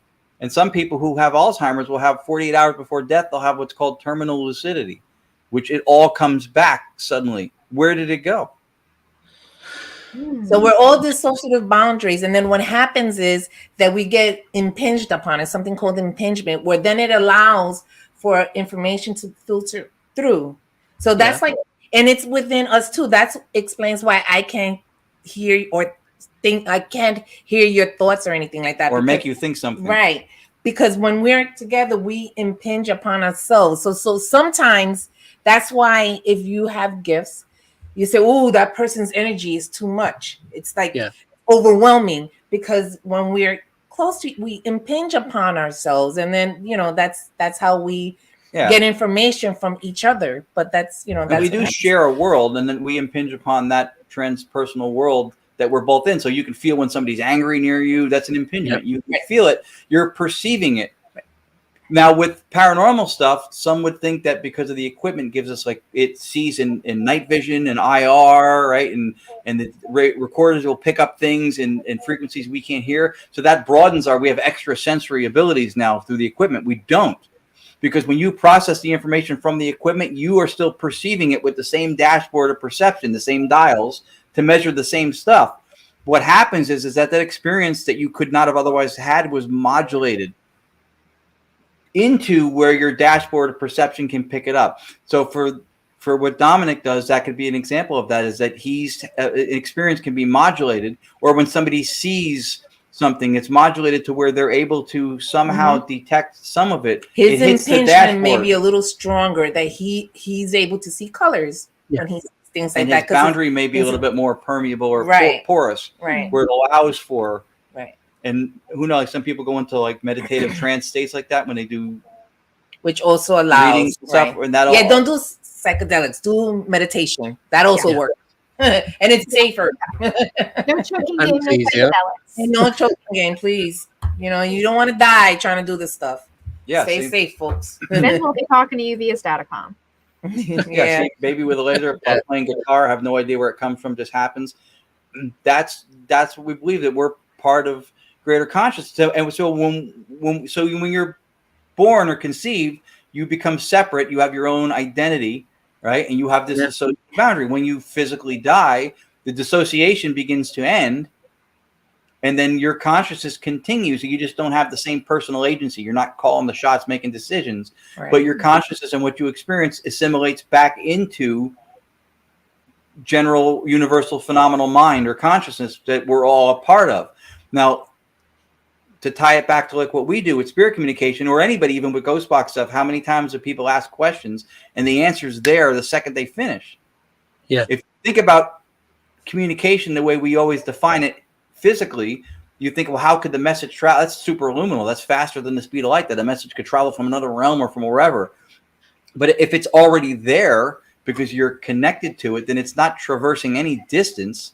It's just coming out. It's already there. It's already there. Yeah. So that would explain. Yeah. So I was just going to say, so when I make the thumbnails for the YouTube channel, I'll do like the intro and outro video. If I think about what I'm doing, it takes me forever. I think, right, I need this, I need that. Right. But if I do it and just blank my mind, and I do a lot of meditating through doing, because I do this, it just makes it a lot easier. If I start going into that state, that mind state, I just know what I'm going to put on it. And even before I spoke to the guest, I'll put stuff in the thumbnail, and when they come on, it is all relevant to what they're talking about. I have no idea how I know. I just know. I know. Because consciousness, there's no such thing as being unconscious either, too. Right? Even when you're under general anesthesia in surgery, you're not unconscious. They're numbing things so you don't experience pain. It's been monitored, but you're not actually unconscious. Your mind is still functional. Your mind and your brain, which is not the same thing, is still functional. What happens is that we have a self-egoic or reflective experience. What we reflect on, we are the only creatures on the planet that are metacognitive, which means that not only are we aware, which is consciousness, which gets confused a lot with metaconsciousness. To be metaconscious is to be aware that you're aware. You're breathing this whole time. That's a byproduct of you being conscious. But now that I bring it up, now you might be aware of the fact that your chest coming in and out of the right, because that's metacognition. Now you're aware that you're aware. Right. So when you're under anesthesia, you're just not metaconscious. That's what happens. Not aware what's going on. Right. And when you're in a sleep state, or when you're you're still conscious, meditating or under the influence of something or whatever, even from drinking, right? Alcohol is a normal.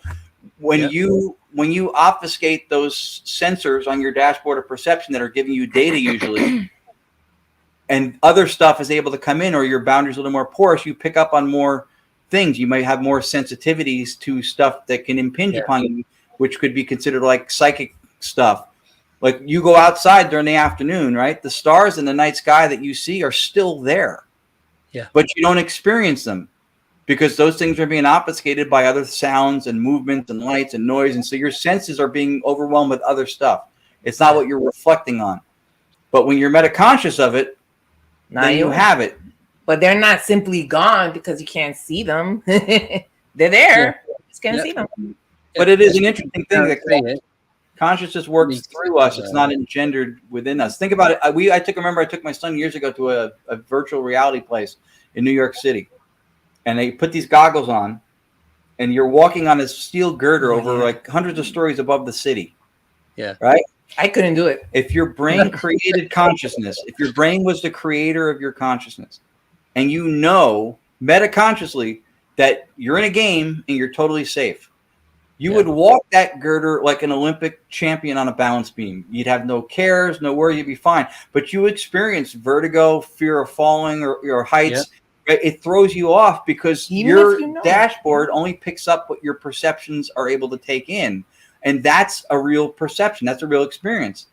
So it's not fake. That's an actual experience that you're having because your perceptions are reading that. That's what your dials are telling you is a reality, even though you know, if you think about it, that you're not in danger. That's why we believe that reality is it's mental. It's a mental thing. Yeah. That's what it is, Yeah. But a lot of people don't realize that. They just they think that this is real, and it's not. It's the representation of whatever it is. If it's wood, whatever wood is made out of, that's what it is. And then when you see the representation of the wood or the table that we assembled to make what we perceive as a table. Right. So Castle Dude said, when our lives are over, do we go to the realm where the Fray are? I'm not sure what Fray is. Where they are, maybe. Oh. Where they are. Fray, Bigfoot. No. It's like a fantasy world, I suppose. They haven't been down the rabbit hole. So on this channel, like there's talk about like the cryptids and everything else, existing just outside of what we can see. Like you're talking about, we can only take in what we can see. Everything else, like spirits, Bigfoot, like existing outside parallel dimension.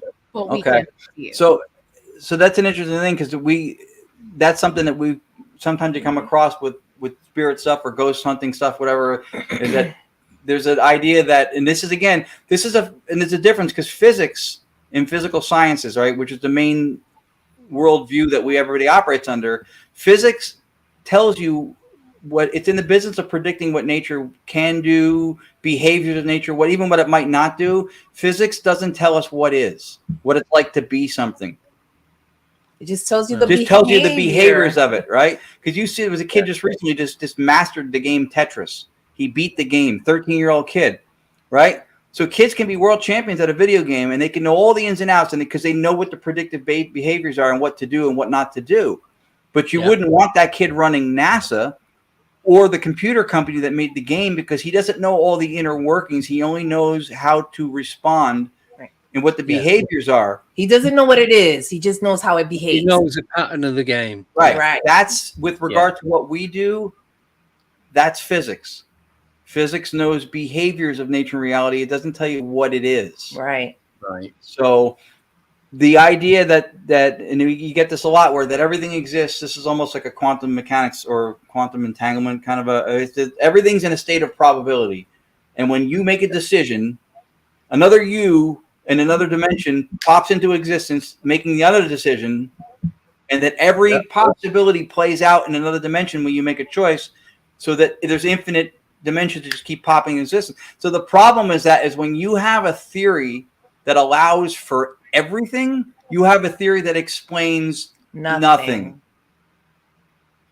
So the idea of the alternate dimensions and stuff like that, we're not sure. Because then things will be popping into existence all the time. Whoop, there goes that. Whoop, there goes that. And that doesn't, no, that doesn't happen, right? That doesn't happen. Things don't just pop into existence. Well, we don't believe. The problem is that there's no empirical data to support it. And it's completely promissory. It's allowing for everything, so that at any given point you could cling to some piece of information and go, well, there, see, that might be it. Yeah. But there's no way you can't falsify it, you can't test it. There's no way to know. It's completely an abstract as ideas go. So it's completely an abstract. If you think of a mind at large, you can call it God. You can call it whatever you want to. It's a mind at large. That can be someone's God or consciousness, whatever they want to call it. But it's that's what we believe it is, and from there alters are created, which is us, and we have the associative boundaries through that, and then there's the impingement where information filters through, and then it also explains why we can't hear our thoughts, because we also are the associative boundaries between ourselves, but when we are speaking to each other, impingement happens, and then we get information off of that, and that's why sometimes if you maybe are more sensitive than others, you may be able to pick up somebody's nastiness or somebody's happiness, and because it's through impingement when that happens. Yeah, and that's a big reason why it's easier for people to accept what we've always been told, that there's a physical world out there, because it seems to exist exclusive of us, outside of us, right? So it's extrinsic to your existence. It's not within you, but your thoughts are the same to me and mine to yours, right? My thoughts are outside of your inner life as much as yours are to mine. So it's the same. And my thoughts are mental. So reality could just as well be mental as well, but outside of your inner life as something separate. So we think it's a big universal consciousness. And then even some of these paranormal things that we think are happening, they're happening. They're not on our dashboard. We're not built to see these things, right? And so even with like near death, or like when people perceive stuff that they couldn't know, we think a lot of times if it's been contributed to universal mind through somebody's existence, it's there, and then it's accessible. And people tend to think that we're not part of nature. We are also part of nature. We're part of it. So we're experiencing what we're all doing as part of nature. We're experiencing what nature is doing. That's pretty much what it is, and it's a mental universe. Yeah. So just to tie this back to what we started with Staticom and all the spirit contact stuff, right? These are voices that are coming from nowhere we can trace, that without our equipment we wouldn't be able to hear. Yeah. So if you think about it, that's, again, it's something that's outside of our dashboard of perceptions, but through the process of modulating it, which is how regular radio works. You don't hear radio past your head now. You turn on a device that modulates that sound. Now it's within your range. So our equipment and our abilities to capture this, and for some even people who are more permeable, like as mediums, the experiences are modulated within our perceptions, and now we're able to get it or document it and record it. So sightings of something like a Bigfoot, let's say, even like that somebody sees, maybe they don't capture an image of it, but they see it and then it's gone, or a spirit that materializes and it's gone. That could be an impingement that through some reason was enough to kind of hack the dashboard a little bit and become detectable, but not sustainable, because it's not normally within what the dials on our perception can tell us. See, so we get heavy into the philosophy thing, and we know that this is kind of like a push. We have a lecture on it that is really detailed, that if people wanted to watch. We feel like it makes more sense. It's more as even a reality being physical, and then mentally you perceive it. That's two steps. This is just everything is mental, and we're part of it. That's one step. That's more parsimonious as methods go. Yeah. And even dismissals, like people go, "Oh, you think you saw a spirit," or Dominic sees an aura, right? Yeah, which is fascinating. And somebody go, "Oh, well, he's just hallucinating." So when people dismiss a phenomenal experience by calling it an illusion or a hallucination, they miss the fact that an illusion or a hallucination is a consciously phenomenal experience. So they're already denying the thing that they're saying it isn't. yeah. So they're trying to say something's not there, and they're trying to explain it with hallucination, which is a mental process, right? Yeah. So that person actually did experience it. It is real. We may not see it, but it's a real. I've been saying this for the last few weeks that just because if there's a group of you and only say there's 5 of you and only one person sees it, and you do see it in your head, you are still having that experience. You're still seeing it. You're having all the emotions that go with it. Yeah. Just because nobody else is seeing it doesn't mean to say it didn't happen. That's right. That's personal to you. Like you were saying before on the way you think, how farts come. You don't hear your fart, but you know it's there. And it's the same as that. Exactly the same as that. What if 2 people hear it or see it? What if 2 people see the same spirit entity? Then how is that created? How is your brain creating consciousness, which is creating that experience? Because then they say mass hallucination, which makes no freaking sense. That makes no sense. Because that's what causes mass hallucination. Because that in itself is something to look into. Yeah. Right. So if you're all seeing it, it's not an hallucination, it's a collective. But even if it is, that is an interesting phenomena in itself, a mass hallucination. Right. It's a conscious experience. Regardless, you're experiencing it conscious, regardless, which makes it not fake. But they try to use that as saying that something's fake or not happening. It's easier to brush it away like that, I suppose. It's a continuity of thought problem. To see what the hell can cause 50 people to hallucinate the same thing at the same time in the same place. Because they're actually maybe having the same conscious experience. Yeah. And again, they're trying to explain something that happens through a mental process, through that mental process. Yeah, and that mental process as a shared experience is how we experience a location that's the same. So if someone perceives it, that means it happened. Even if the rest of us didn't see it, they perceived it. That means it did happen. We weren't able to see it, but it happened. Yeah.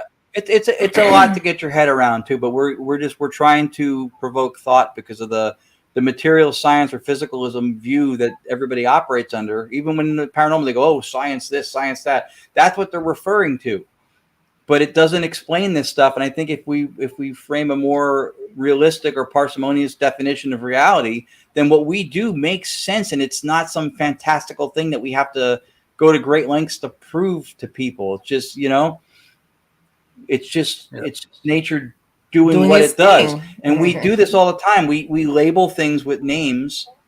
Yeah. Like there's something that have existence. Yeah. Like this is another example that Dr. Casper said, what is this? It's a fist. Fist. So people will think that's like a thing because we give it a proper name. Where did it go? It was never a thing. It was a doing. It's not It gone. was the subjective field that you're perceiving doing something. It was never a thing in and of itself. Right. It's not a thing, it's a doing. But people see it as a thing. It's a doing. And that's physicality doesn't exist without measurement. You can't hand me 5 kilohertz. If I say, give me 5 pounds, somebody could pick up a dumbbell and go, well, that's the first thing. Right. That's the first thing they'll look for something that they'll perceive to be 5 pounds. This is 5 pounds. Yeah. So for that to be 5 pounds, you would have had to have perceived it first. And then through perception, you measured it and assigned it that value. Mm-hmm. So take away that object. Hand me 5 pounds now. You can't do it. You can't do it. So it's our little crusade. It's going to be a long road, but that's what we're trying to do. That's what already people are like, we're gonna have to rewatch this like 6 times. Yeah, but we rewatched and reread tons of this material about analytic idealism and reality that way because it makes the most sense. It allows for all this stuff to be natural. Mm-hmm. Once you get your head around, you realize that Right. The paranormal will now be normal. The supernatural will be natural. And it allows for everything that we know already here as well. It's not changing anything here. And it's allowing for the experiences that people are having that are paranormal or supernatural. Yeah. And like you said earlier, and Ron and yourself, just because you can't see it doesn't mean to say it's not there. Right. Yeah. Right. Because if someone perceived it, that means that it happened. If someone saw it and had the experience of it, that means it happened, even if the rest of us did not experience it. Yeah, we go through life the way the pilot goes through the air. We have a dashboard of perception that tells us what impinges upon it. It measures what's out there and gives us information that we can navigate life. That's how it works. If you blacked out the windows, the pilot can still navigate the plane and land it fine because of the information through his instrumentation allows him to know what's going on around him. Everything you can read what's happening. That's our reality, is that we have the salient point that we need to get through it, and we have our perceptions, and we pick up what we pick up. We know we have a long road. Like, we put in the work for Staticom, and now it's trying to put in the work to help people understand what we're trying to say. Understand it about. It's like when I was speaking to Ron over the last couple of weeks, and when I came up with the tagline, I don't even know what it is now. Can't see it. Sorry,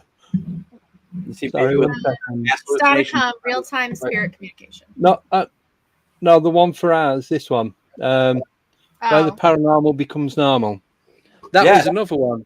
I was just making the new I saw that new software for doing the thumbnails. Yeah. And I was just typing, and I typed that without thinking about it. See that? And it's straight away. It's like that took 3 years to get that the right tagline. No, as soon as I got it, is that's everything. That's it. That's what it is. Right. It's perfect because that's again. She like said, it's an uphill battle.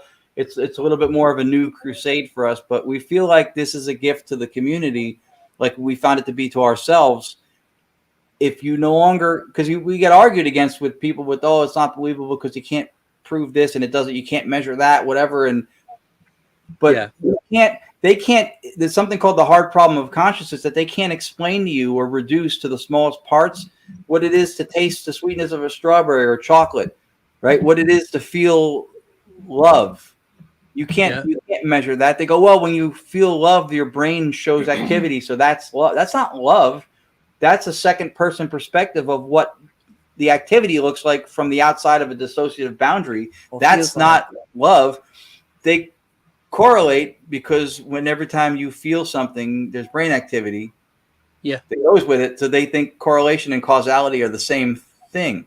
But every time you see a really big fire, you also always see a fireman and fire truck. But that's not to say that that's the cause of the fire, because you can correlate those two things. But you know that there's a fire most likely happening. Yeah. They're just not the cause of it. And even like with the mental diseases, like when we're talking about having too much information and we turn into entropic soup, right? So let's say someone that hears voices. They're hearing voice, but what's happening, I believe, is that the impingement is so strong that they're getting all these voices, and what happens? They're getting insane because it's just too much, and then going crazy. Yeah, they're driving them. It's driving them mad. Right, because it's just too much coming through. Their boundary is a little porous for whatever reason, and that may be a brain dysfunction. Our dissociative boundary, his or that person may be damaged or flawed, whatever it is, and it's just allowing too much to come in, and that's why, and it's too much, they go crazy. Too much for them to handle. They can't take all the information that's coming through. So that's it. Totally get that. Thanks for entertaining us on that. We just feel like it's a doozy. If we can provoke thought, we're never about we're right, you're wrong, listen to us, we're authorities. That's never our platform. Right. Even in all of my books, same thing. It's just to provoke thought and give people a different way to look at stuff. And I feel like when we came across this idea, this philosophy of mind, that everything's mental processes under analytic idealism, we felt like, wow. And the more we watched, the more we were realizing, like, that allows for that, that allows for that. And it made sense. And everything that we all do in this field becomes normal. And it's not some grandiose thing. So the people who are these skeptical, cynical people who come at you with different, well, prove this, well, prove that. I don't have to prove it because your model for reality is already flawed. You can't explain to me why it is I feel something different than you feel when I taste a strawberry or the sweetness of qualitative experience is not anything you can measure and reduce. So the analytic idealism not only explains what we all are experiencing as far as paranormal, it doesn't change anything that's going on here, because that's what happened. People try to make sense of it, but then they contradict stuff that we already know. So it works. It allows for everything. So and people reject things that contradict. Right. Yeah. So it just makes sense. It allows for everything. Yeah. So it is, and we all know that these things happen because that's why we're paranormal investigators and we do these kind of shit. We believe that it happens. We know that. Yeah. So it explains for everything, and it doesn't contradict anything that we already know within our realm. So No, thank you. Because we're at 2 hour mark now. That's supposed to be an hour and a half. Could go on all night. But I know we could, we sacrificed some of our technical time talk to get into this stuff a little bit more, just because we feel like it's been amazing. It really has, honestly. It's made my whole perspective of thinking about the paranormal, what I thought I was getting to. It's like, nope, that's gone. And that's good because that's what we're trying to do, right? We're not trying to convince anyone. We're trying just to make people think. They can think for themselves and that little bit more to more. Right. And we didn't come up with this model of reality ourselves, by the way. There's a gentleman named Bernardo Castro who's got 2 PhDs, computer science and philosophy. He was involved. He worked at CERN when they found what was called the God particle, the Higgs boson. He was involved with models that predicted it and found it. He worked on early AI, but he's an amazing philosopher who, to connect back to Mr. Rodave in our EVP research and ITC history, he also is a Jungian-based philosopher under the ideas of Carl Jung. But idealism has been around for centuries, and this is just a version of it that we feel really kind of allows and explains everything in the most coherent and parsimonious way that it can. And we do have a YouTube channel. It's GonYac Paranormal, right? GonYac Paranormal is our YouTube channel. Our website is GonYacParanormal.com. Oh, Jojo, thanks for getting 2 of the books. I appreciate that. I'm just going to put the books up. I've opened them up on Amazon. Put it on the chat. Oh, I appreciate that. Sure. We can probably put it up now. I saw it when he first put it up. Yeah, it's right there. It should be 4 books up there. Oh, the link. Yeah. Thank you, Jenny. So we have a website. We have YouTube. You can see us on. You can find us on Facebook, and it's GonYac. It's GonYac. You'll find it. Gonzalez and Yacovetti. Because why? Well, because she made an email address to combine our names, and she did GonYac. And so I said, "Oh, that's a good name for us. It's just like our little team." And people go, well, her name went first. I went, well, we thought Yak Gone sounded like a bug repellent, so probably not good. Yeah, Yak Gone. Yeah. There it is. Yes. Yep. Thank you, Nicole. Thank you, Nicole. So GonYacParanormal.com is our website. It has links to all the other stuff. YouTube is GonYac Paranormal. We each have our own Facebook pages. We have an ITC Invisible Art Facebook page. You don't use it as much as all the other ones. Well, we put the evidence in there, but yeah. Yeah, and then so our page has events also on it. It's got stuff we have coming up. It's investigations, lectures, evidence clips, right? Live evidence clips. Some of the live Facebook videos I catalog and put them up there, so they're viewable later on. Also, your documentary. Thank you, Nicole. And the documentary is on. Thank you, Jojo. You have the nicest, most educated audience. They're great. Yeah, they're fantastic. These people. I'm reading a lot of. We couldn't address everything, but I was reading a lot of them. The docuseries is on Paraflix, which is a streaming service, which is like $4 a month, or if you do the annual and you put Staticom 25 when you sign up, they take 25% off of what's already $40 for the year. Yeah, $40 for the year, the monthly. Yeah. So it's totally worth it. And Staticom and direct radio voice and the evolution of it is what the docuseries is 3 parts. There's testimonials by Dr. Annabelle Cardoso, who's royalty in ITC in Spain. Bloody Mary, Voodoo Priestess We got from some really New Orleans, good did a audio testimonial. engineers. Yeah. Joshua Shaw, audio engineer. It was produced in large part through the mastery of Tony Rathman. I did a lot of the segment producing and some of the editing. He did the full edit, and the name of the docuseries is Knowingly Talking to the Unknown. yeah, it's right under our names here on the screen. Knowingly Talking to the Unknown docuseries is that's the name of it. Right. Are you able to come back on in the next few weeks? We would absolutely love to come back on, and I do. Listen, you have Nicole sitting next to you. We love Nicole, so. We would have to say yes. The fact that you have also won us over, and we think you're pretty cool too. You're pretty cool too. So are you guys. She sets the standard pretty high for us. We like to move. I've just opened the calendar because what I do it on a Friday because I get more time. Could you do the 8th of March? I'm gonna check now. She's checking our calendar. March. I will also suggest we're doing something the 7th, didn't we? Yeah, we did. We just put a podcast on the 7th, but that's it. Okay, we can do that. We don't have any event that day, the 8th.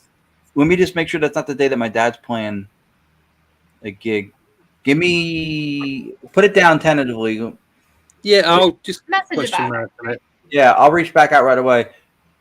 My father plays with a lot of his old bandmates, and he did a gig Saturday, but I couldn't go because I was picking somebody up at the airport. I just became a grandma, so yeah. Nicole was saying she is gorgeous. Thank you. I love her so much. I didn't want to leave. I was like, but I'm happy I'm back with this when I missed them.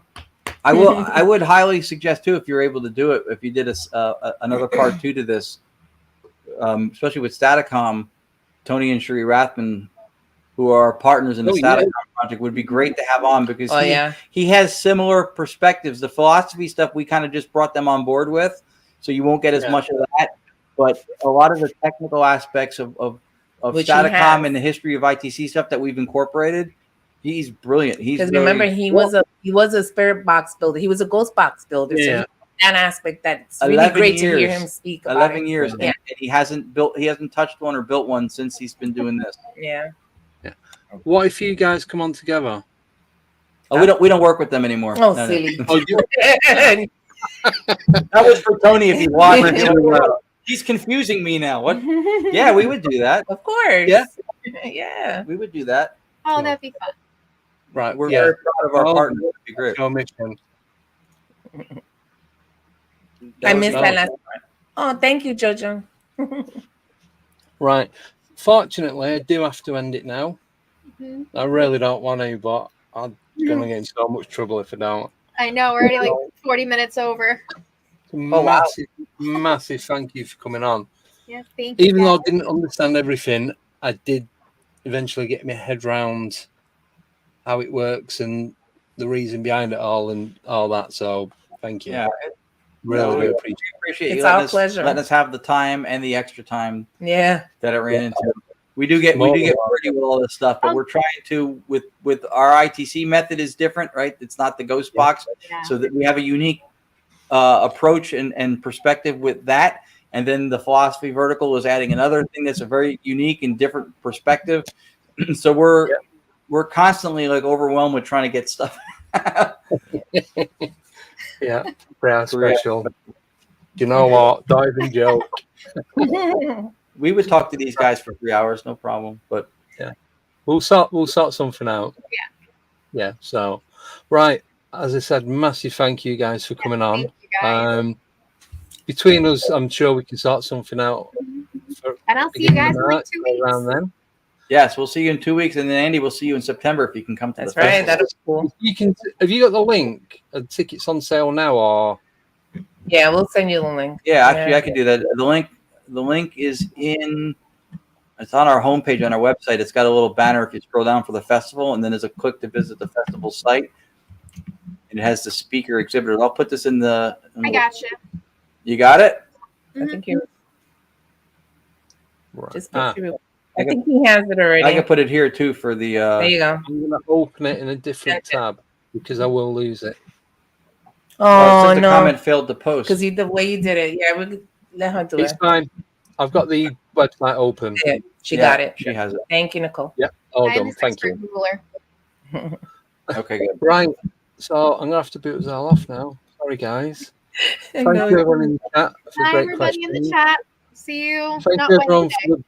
for the weekend. Friday. Yeah, no stream on Wednesday. We'll be back on Friday with Paranormal Highway and Doctor Wu, who used to work at Smithsonian. So should be another good one. So that's it. Don't have anything else. Anything you want to add, Nicole, before we go? No. Thank you, everyone. Thank Enjoy you, the Ron. Super Thank you, Bowl. Lourdes, and have a great time. Thank you very Thank much. you. Thank you for having us. Take care. Bye bye. Bye bye.